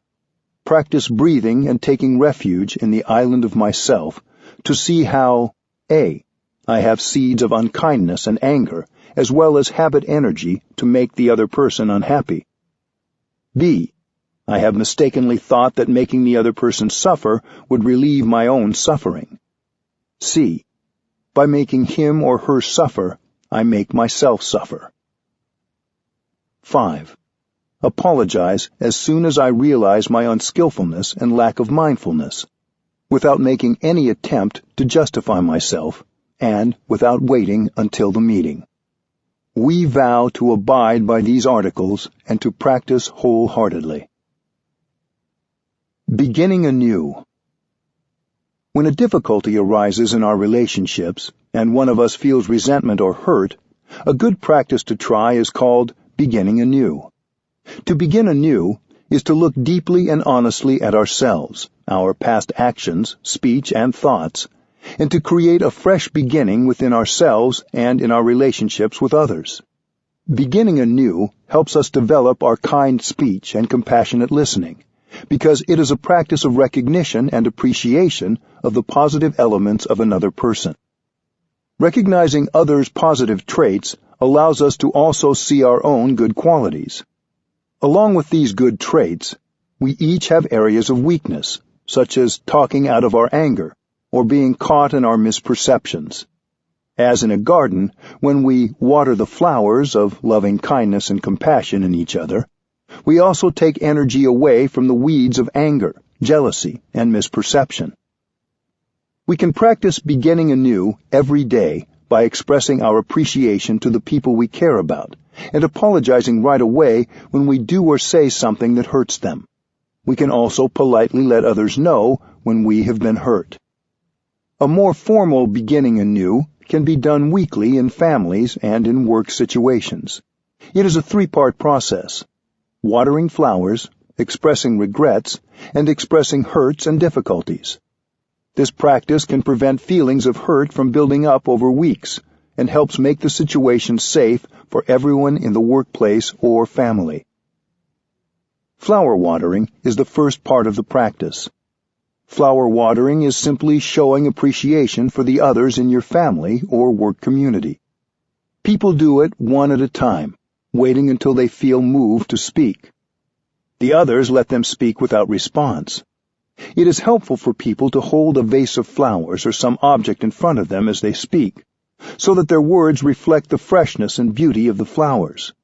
During flower watering, the speaker acknowledges the wholesome, wonderful qualities of the others. It is not flattery. We need to speak the truth.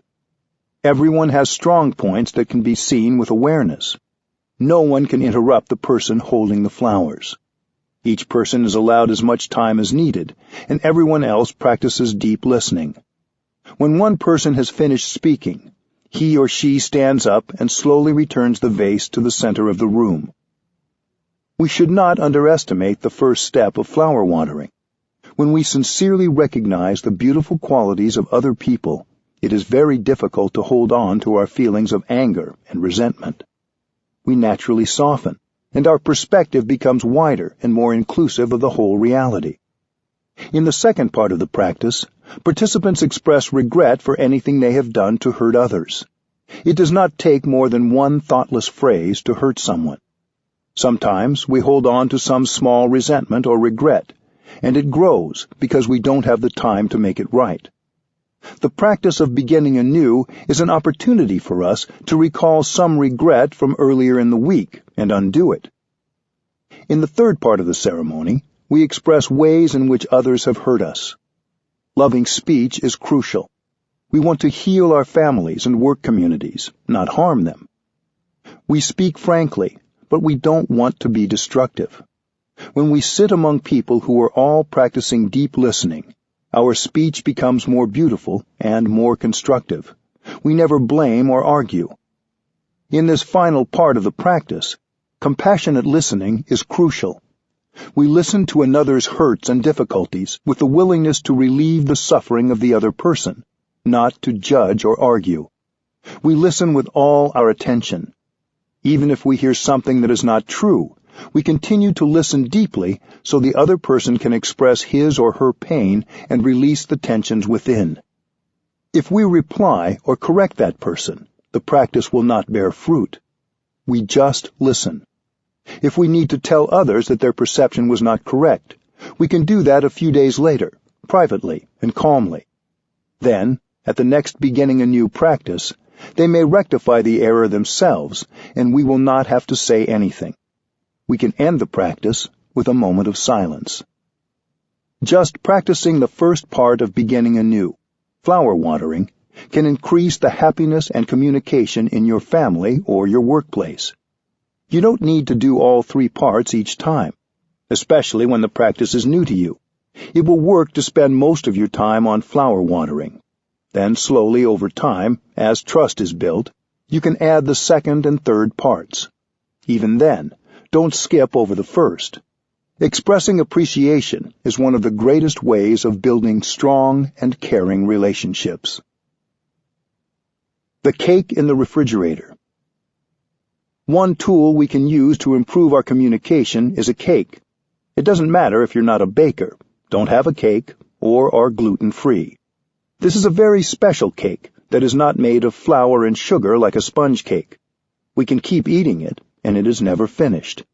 It is called the cake in the refrigerator. This practice was developed to help children deal with their parents arguing, but it can also be used by adults in a relationship. When the atmosphere becomes heavy and unpleasant, and it seems that one person is losing his or her temper, you can use the practice of the cake to restore harmony. First of all, breathe in and out 3 times to give yourself courage.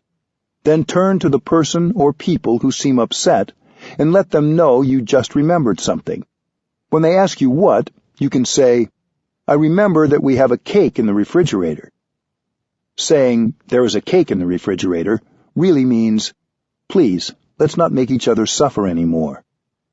Hearing these words, the person will understand.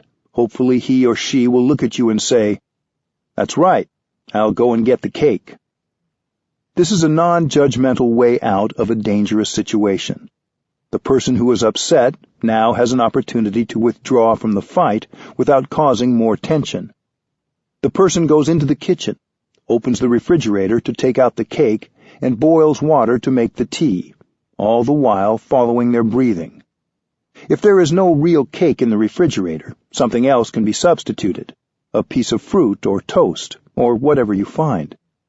Preparing the snack and tea, that person may even remember to smile as a way to feel lighter in body and spirit.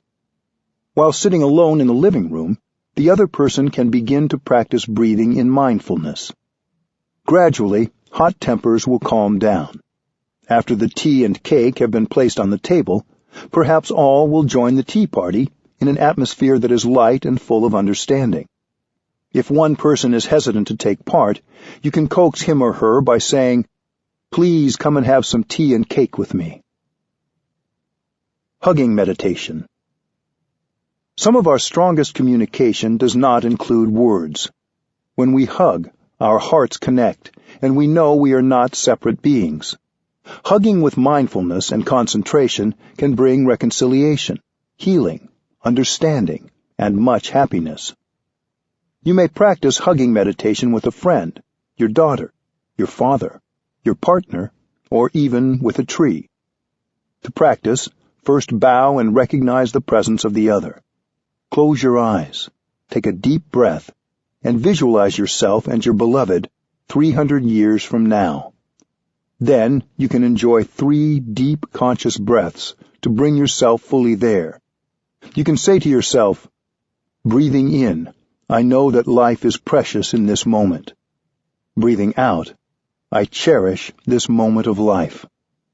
Smile at the person in front of you, expressing your desire to hold her in your arms. This is a practice and a ritual. When you bring your body and mind together to produce your total presence, to become full of life, it is a ritual. When I drink a glass of water, I invest 100% of myself in drinking it. You should train yourself to live every moment of your daily life like that. Hugging is a deep practice. You need to be totally present to do it correctly. Then, open your arms and begin hugging. Hold each other for 3 in and out breaths. With the first breath, you are aware that you are present in this very moment, and you are happy.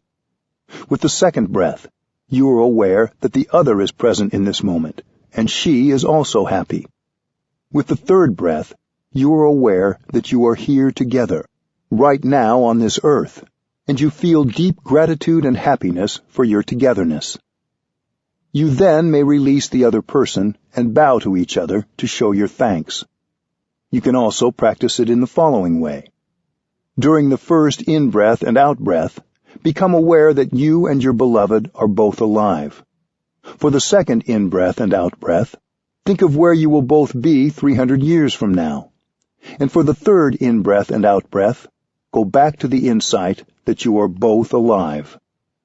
When you hug in such a way, the other person becomes real and alive.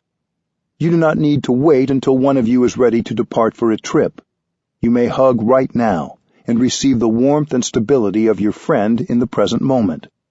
Hugging can be a deep practice of reconciliation. During the silent hugging, the message will come out clearly. Darling, you are precious to me. I am sorry I have not been mindful and considerate. I have made mistakes.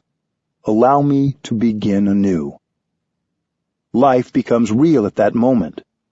Architects need to build airports and railway stations so that there is enough room to practice hugging.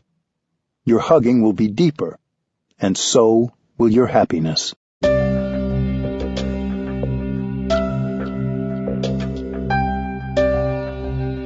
This is Dan Warren. We hope you have enjoyed this unabridged production of The Art of Communicating by Thich Nhat Hanh. This program was produced by Dion Audio. Executive producer Karen Jakonski. Text copyright 2013 by Unified Buddhist Church. Production copyright 2013 by HarperCollins Publishers. All rights reserved. Thank you for listening.